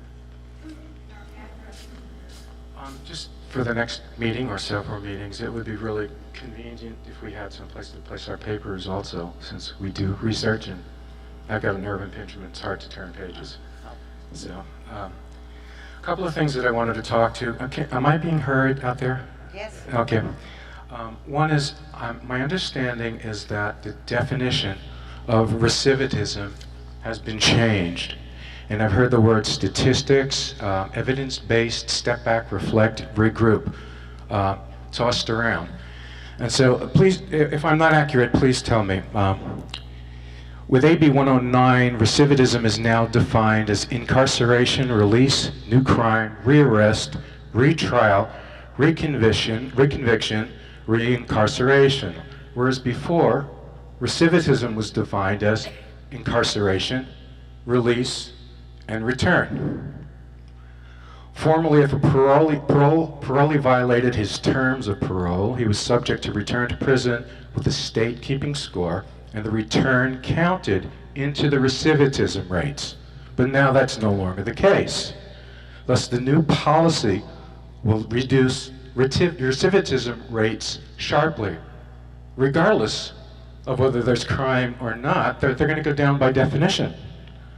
That scares me if this is true, and this is a trust issue. You know, I read The Economic Hitman by Perkins, talking about how you cook the books to get the result that you want. This really stinks if you're trying to get support from the community. Can I answer that real quick? Because Yes, I please asked do. the Chief Probation Officers Association what the definition or what we're using for recidivism. And it's any account of how many new or any new law violations, convictions during their term of supervision. Okay, many crimes have been reclassified downward, and now are lesser crimes that are handled, prosecuted, and adjudicated differently. This disappears from the recidivism rate. Is that not true? Well, the definition is any conviction. So any conviction during the term of supervision. All right, here. Evidently, there are 10 sets of recidivism numbers disappearing. I'm not going to take all your time to go into it now, but I sure would like this addressed at a further meeting. Numbers out of context can be spun to tell any story. I get that. I'm just saying there's one definition. Okay, well, according to the document I have, that's not the case, so it's something that we need time to look at. You've had time. This is your job. We just found out yesterday. I understand. And a lot of the community spends a lot of time doing research. We don't get the salaries you guys get. We live here. No, and you can do your own research too. We pay you for it. An inmate's average stay in county jail has lengthened from a month to more than 13 months. Just a point. In Santa Cruz, some police leaders have some serious reservations about the new rules. At least anecdotally, they said some violent crimes have slipped through the cracks and more crimes are been committed. You need to wrap it up. This is, I'm also representing my homeowners association tonight, Bridgeport, and I think I've been about 3 minutes. Watsonville Police Chief Manny Solano estimated that 40% of the county's criminals being treated as nonviolent offenders don't fit the classification. In most cases, that's because offenders are classified as nonviolent based on their current conviction alone and not their entire criminal history. That's their experience. I know it's not the intention of the program. Somebody's not doing a good job, and we're going to be a pilot program. Doesn't engender confidence. He then goes on to give stories that I will spare you from. The way realignment is working now, same town, you can steal as many cars as you want, we can't send you to prison. It's Santa Cruz, some police leaders have concerns about theft-related crimes. Property crimes have increased 7% in the first 10 months. Okay, it's time to wrap it up, please. Okay. You've had more than 5 minutes. Thank you. In closing, I'll just say, District Attorney Lee has concerned about those being placed on post-release and under community supervision. Their most recent prison sentence may have been for a non-serious, non-violent crime, but again, other crimes they're being released for have been, in certain towns, I'll just put this down there, it's been about a 60-40 mix, 60% being non-violent, 40% being violent. We just had some bullets that ended up in... Excuse me, you need to... Please, I'm representing 150 people tonight. We've just to give you an idea of the seriousness of what's been going on in this town. 2 o'clock in the afternoon, several months ago, maybe 2, we had a drive-by shooting at 2 kids, ended up in the headboards of a wonderful, all-retired couple's bedroom. We went out on the street, 3 homeowners associations. We found video, we got photographs of the car, we got photographs of the people who were involved. We followed up, we got the names and addresses of those people. We took the video, I have one sentence. We took it to our police department and we can't even get a case number. I'm not blaming them. They're working on 5 murders. I think they have 5 or 6 cops, maybe on detectives on 3 days on, 4 days off, whatever it is. We are in a crisis situation here. We can't control additional criminals. Mr. Ocampo, okay. Everybody else was... You're absolutely correct. I apologize. Thank you. But in closing, I'm simply going to say the recidivism rate can go down while crime still goes up, and that's happening right now in Santa Cruz County. Leah Meitzenheimer, followed by Betty Hereford, followed by Mike Pendergast. Good evening. Good evening. Beth Meitzenheimer, resident. I have an issue that concerns the direct neighborhood that this is going to impact.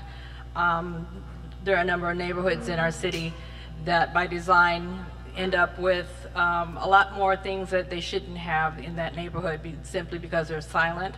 I happen to live in that neighborhood for a few years, not too long ago, and it is one of the biggest impacted neighborhoods with drugs.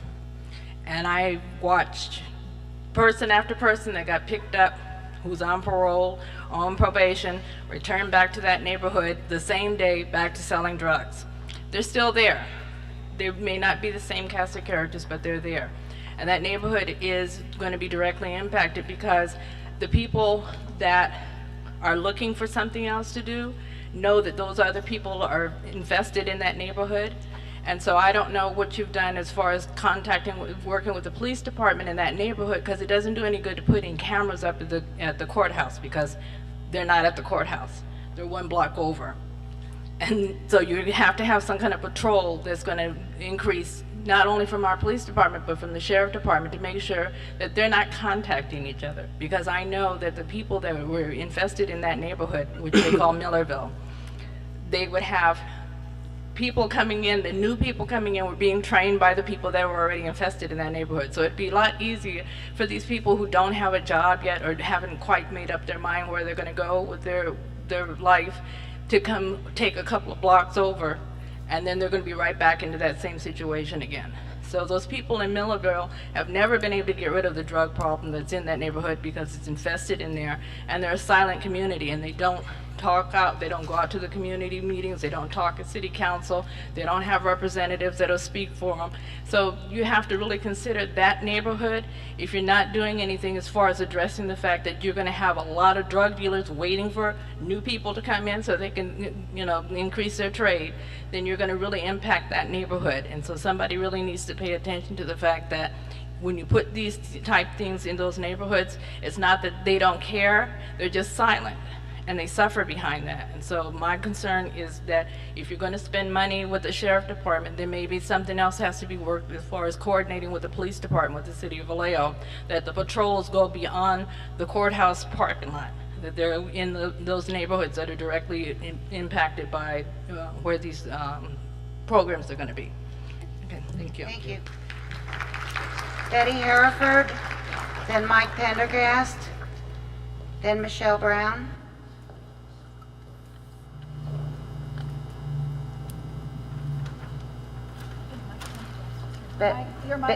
Is there a Betty Hereford here? From on Alabama Street? No? Hi, Mike, welcome.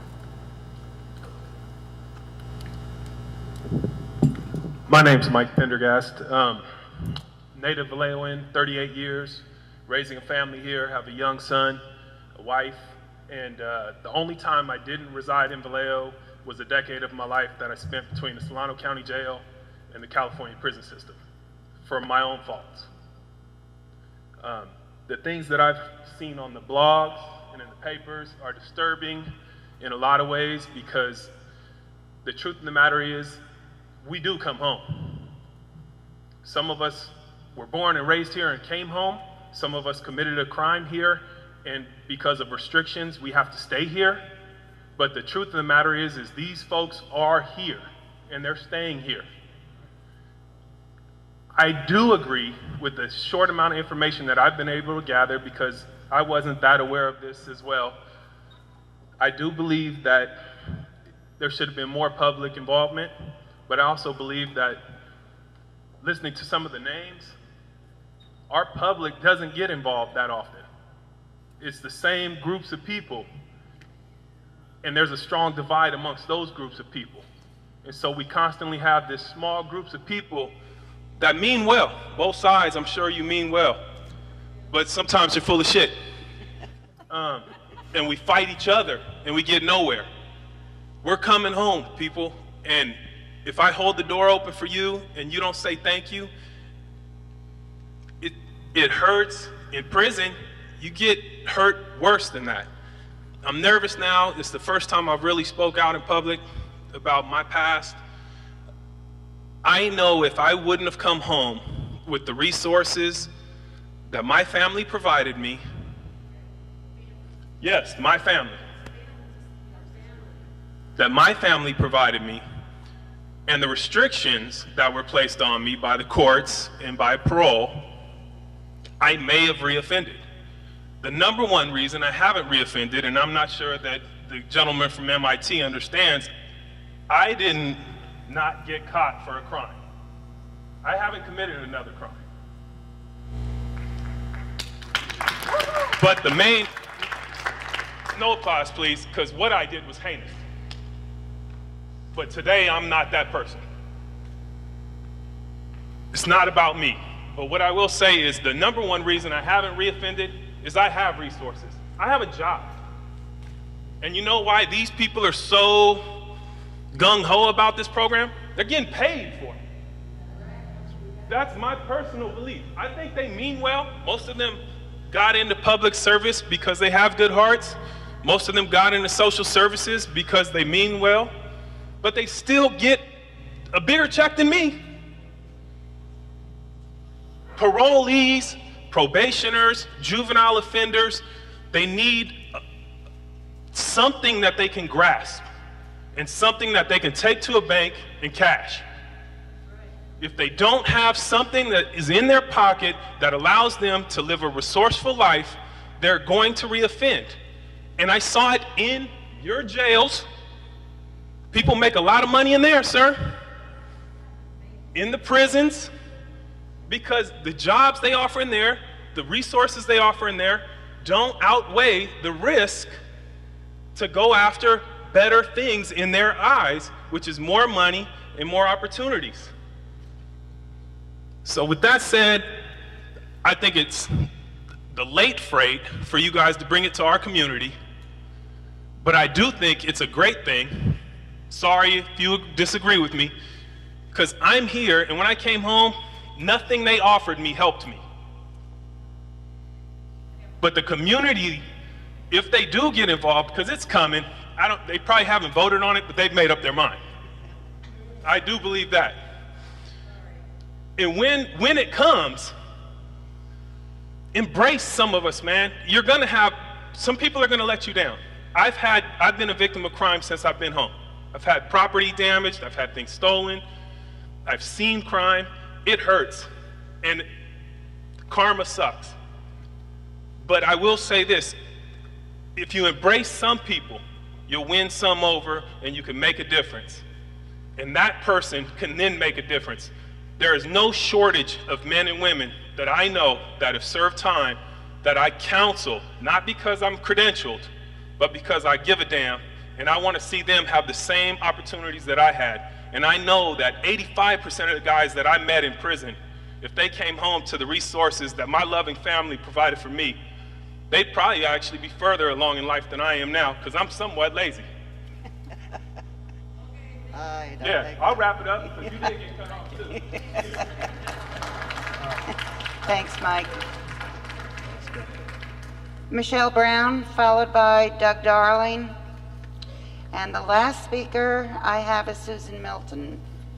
So if any of you want to speak, Joanne, are you going to want to speak? Yes, you'll be our last speaker unless somebody else turns the card in. Thank you. Okay. Good evening. Good evening. I'm Michelle Brown. I was born and raised in Vallejo, and I've worked for the county as your IT manager for, 23 years.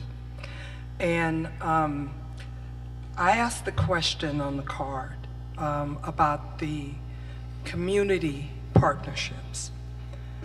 I keep hearing you say you can't do everything yourself, Mr. Doherty, and also with our probation director. But I think Ms. Gomes mentioned that, everything coming so late.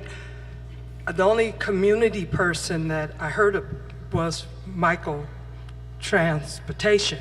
And in Vallejo, you have a lot of community partners now. I don't know when Mr. Davis was shown the thing that you showed all the mayors. Didn't you mention there was 7 mayors? Yeah, I don't, it was about 6 months ago. 7 Cs. 4 Cs. 4 Cs. Okay, and he just did something for the homeless.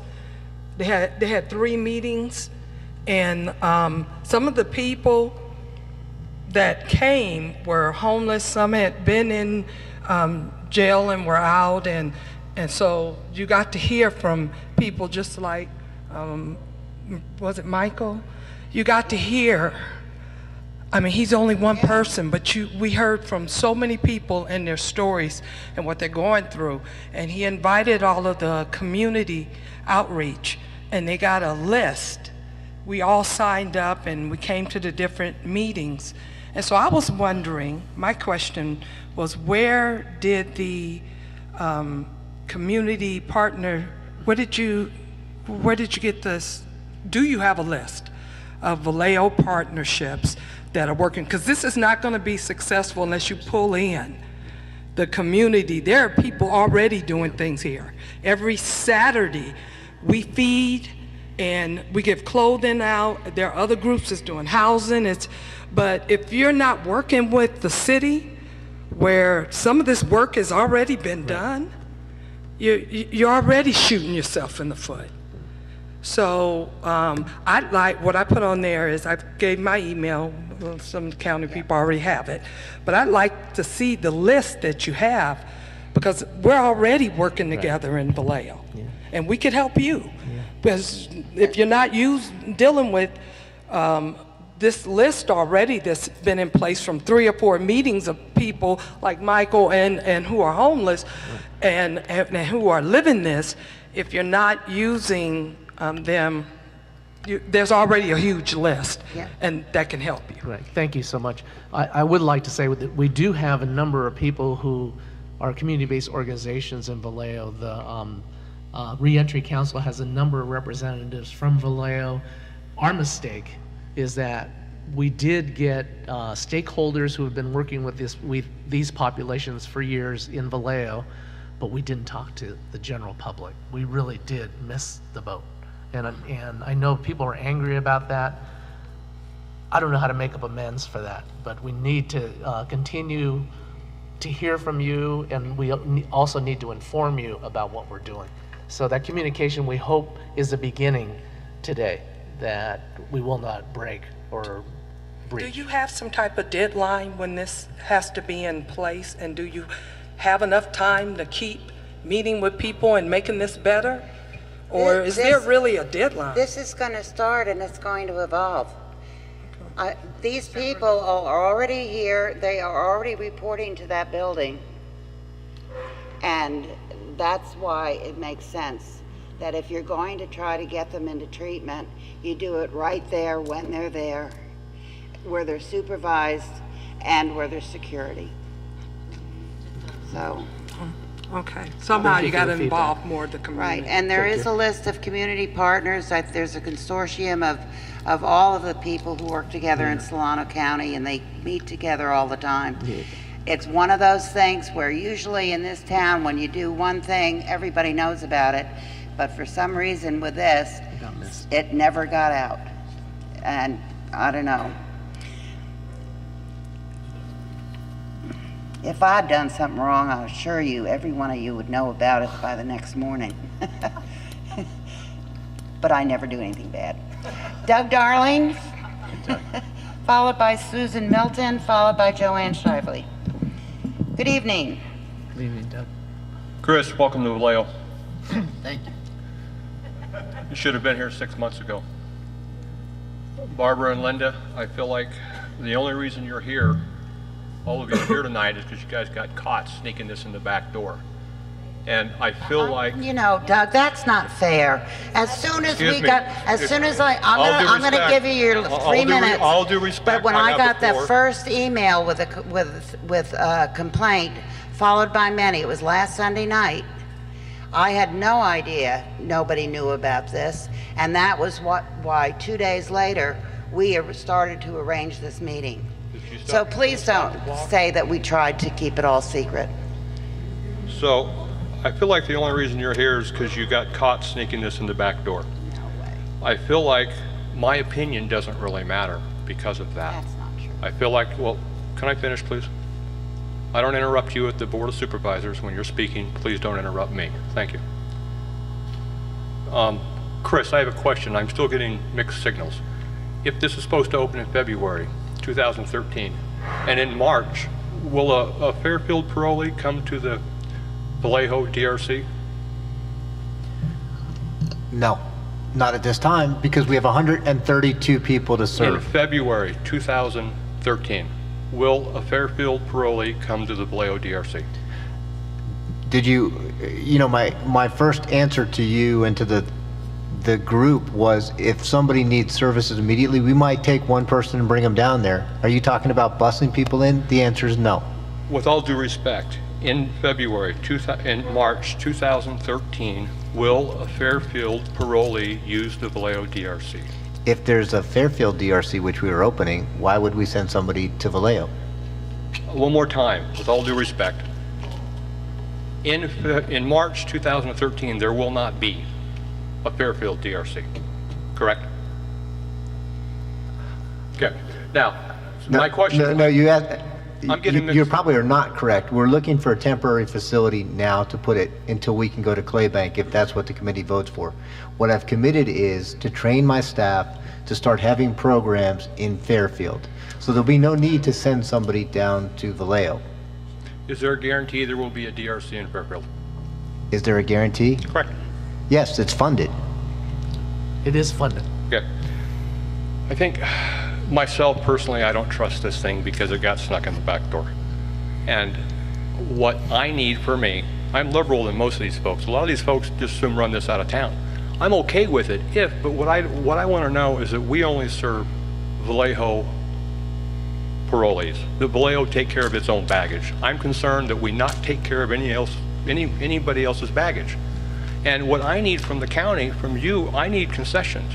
If this is a take it or leave it, we'll leave it, okay? We need to see concessions. If you care about us, we need to see concessions. And the concession that I want to see personally is I need to know that we're not serving any more than our fair share and our load.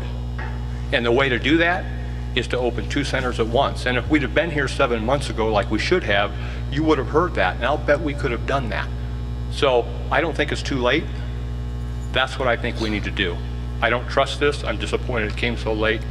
I need to see concessions as a resident. I hope you make those concessions. I hope you heard the people tonight. Thank you. Oh, one more thing. I'm sorry. Will you publish all the questions and answers from tonight?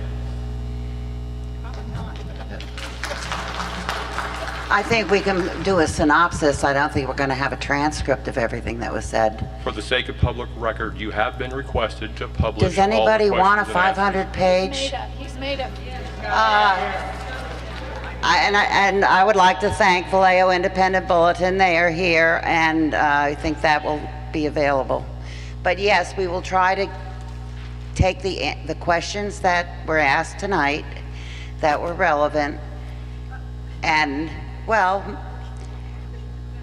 you know what? We're not going to put down the comments of what happened in Santa Cruz. But the valid concerns, are there going to be just Vallejoans? Are they here? How many are there? Why are they here? All of those questions we can put together and kind of amend the frequently asked questions thing. Susan Milton, followed by Joanne Shively. Okay. Welcome.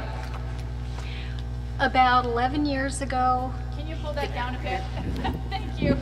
About 11 years ago, I had a shop across the way from Catholic Social Services. I lived right around the corner, and until I had that shop staring at me in the face, I didn't realize what it really was. But the good old county was sending drug and alcohol rehab, spousal abusers, whatever else abusers and everything, to Catholic Social Services, giving them a little more money because I'm sure with all the priest mess and stuff, the Catholics needed any dime they can pick up. These people were trash. And what I observed, because I called the city and I said, I want to know what their use permit states.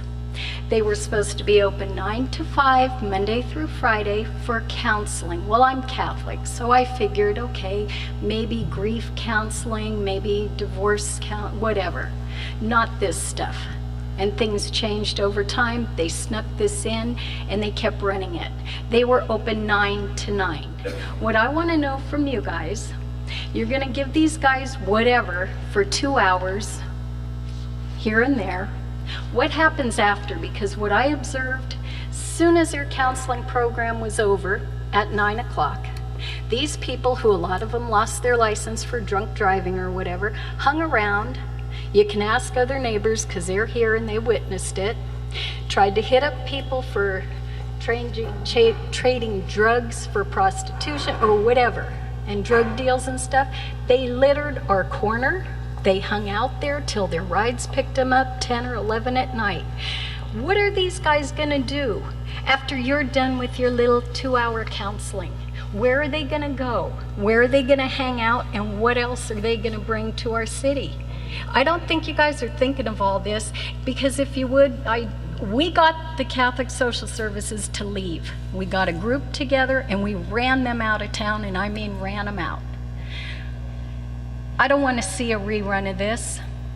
And it's like, it all sounds good, we're helping, because that's the same line they gave us. Oh, these people need so much help.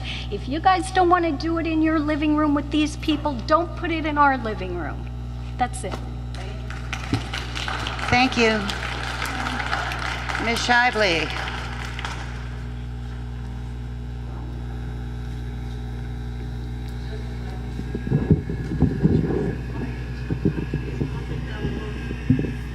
Thanks, Bob. Would you please let me know if you can hear me in the back of the room? Yeah, thank you. Okay. Thank you for coming to Vallejo tonight with this. Better late than never.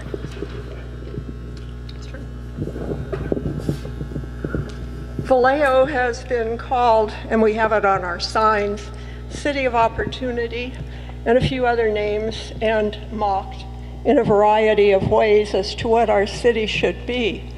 I see 3 appellations up here. I don't think any of the city's residents want to be called any of that, do we? Do we want to be called the City of Residents for Solano County parolees? Okay, thank you.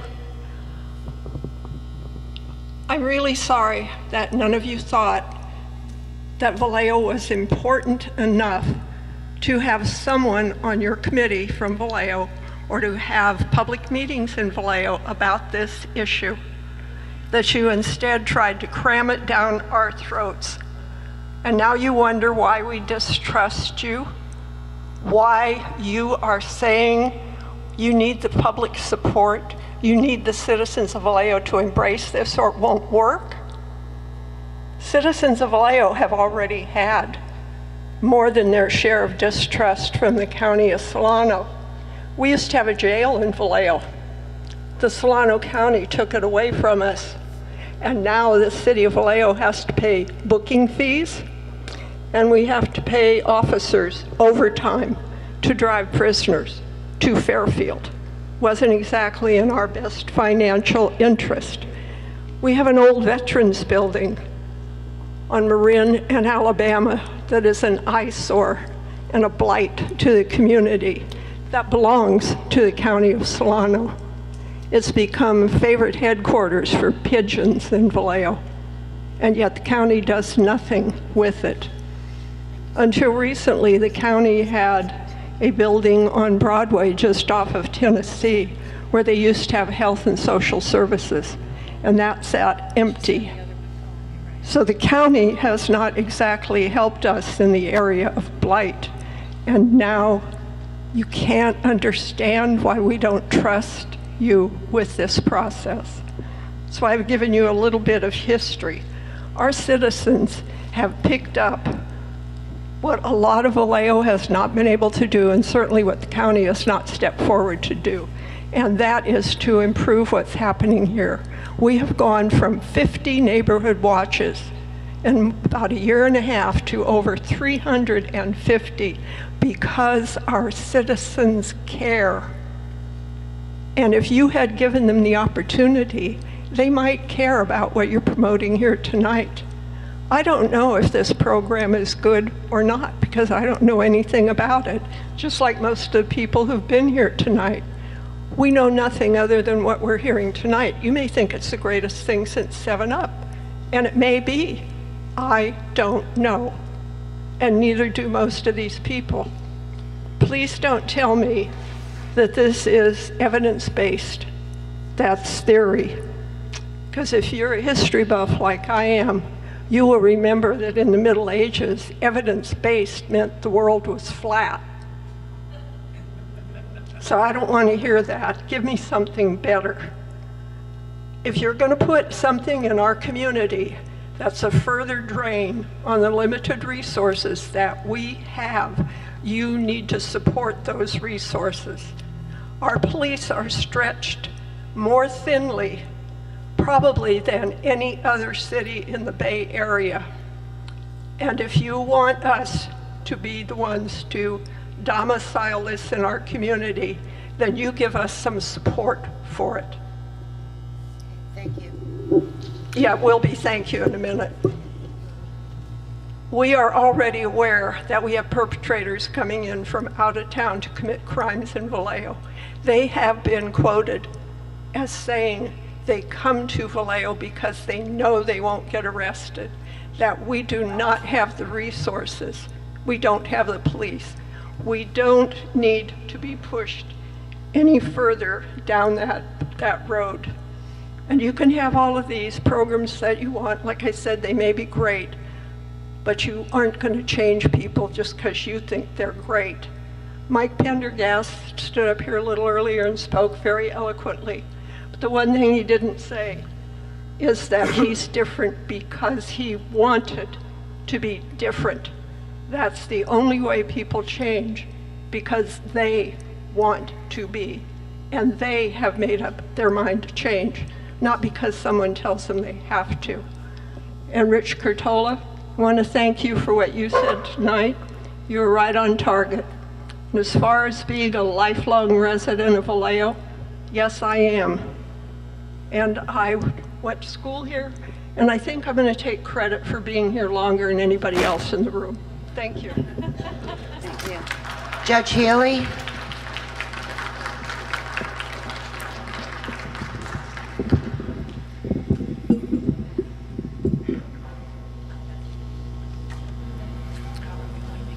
Welcome. Good evening and thank you. And if I can, I think I have more comments for the audience. I was planning, in fact, I'm a Dan, little underdressed. You need to... Okay, I came a little underdressed. I was planning on sitting in the back and just watching.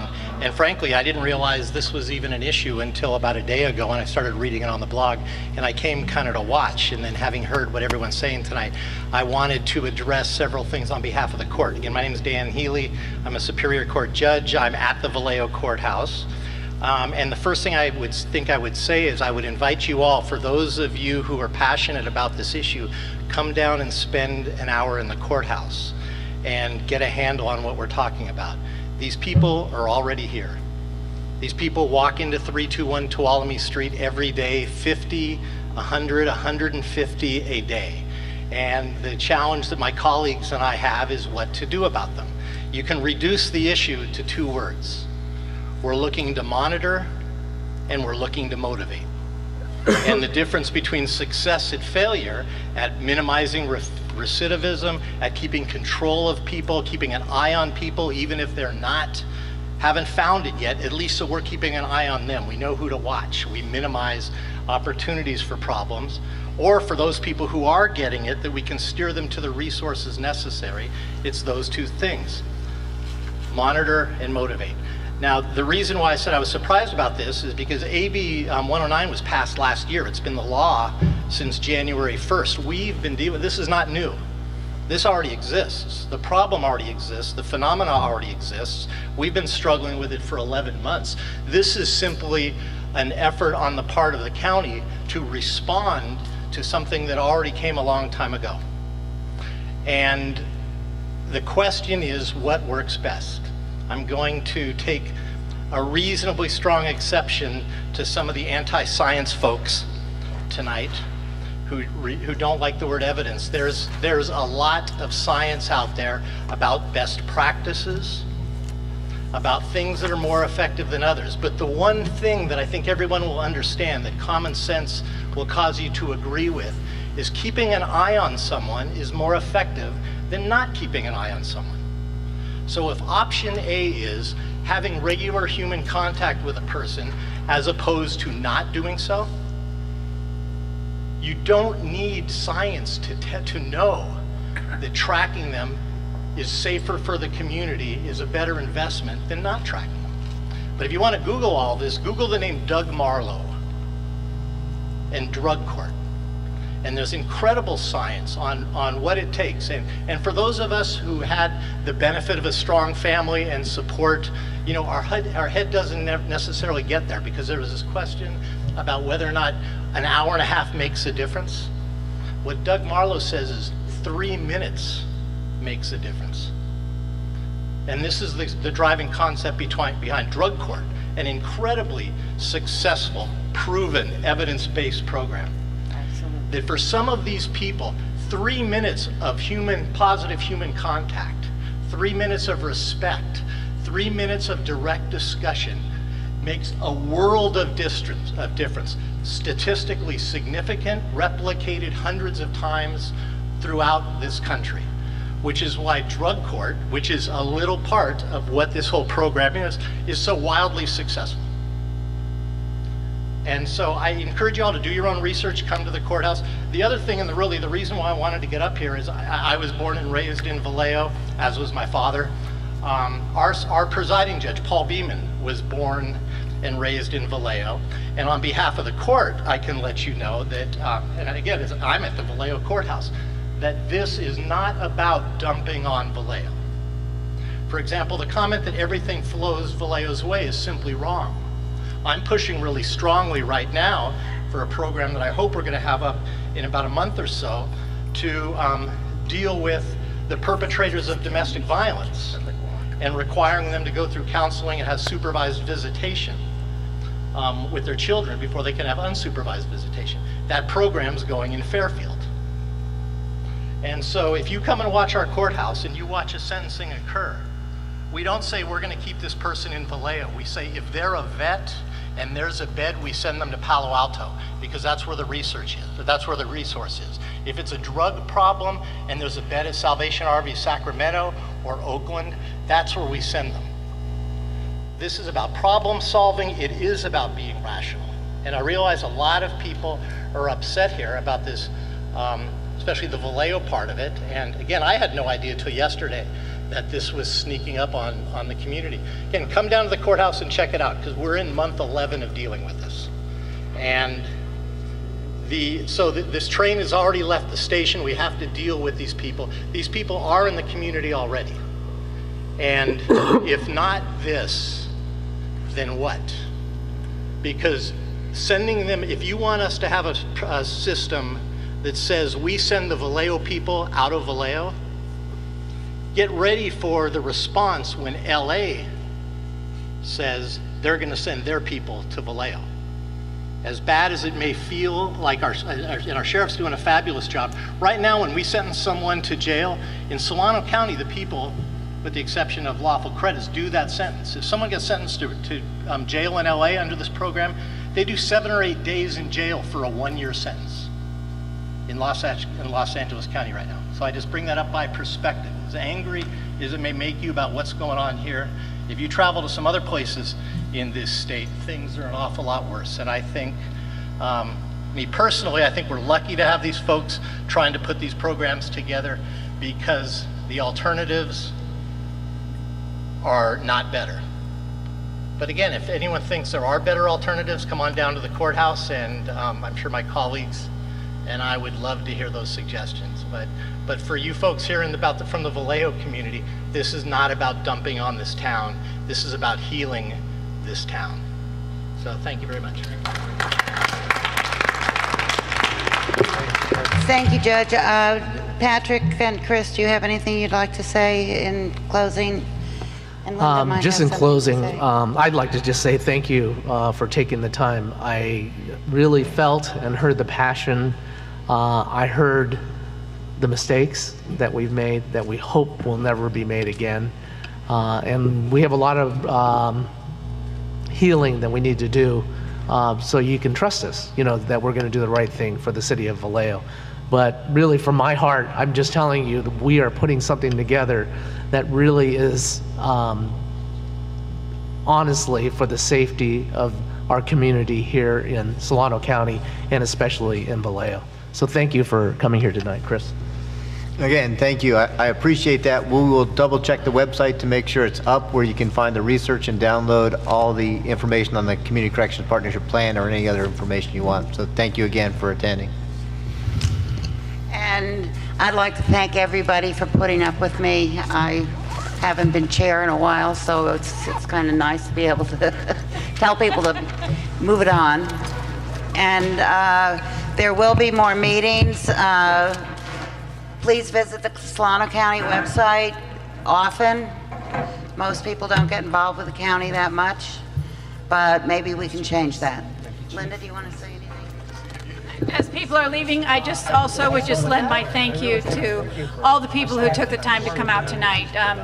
We've certainly took our fair shots tonight, and we're happy to do that. So hopefully we can do the healing that's necessary. Thank you all. Have a great evening. Happy Thanksgiving. I hope to see you again. But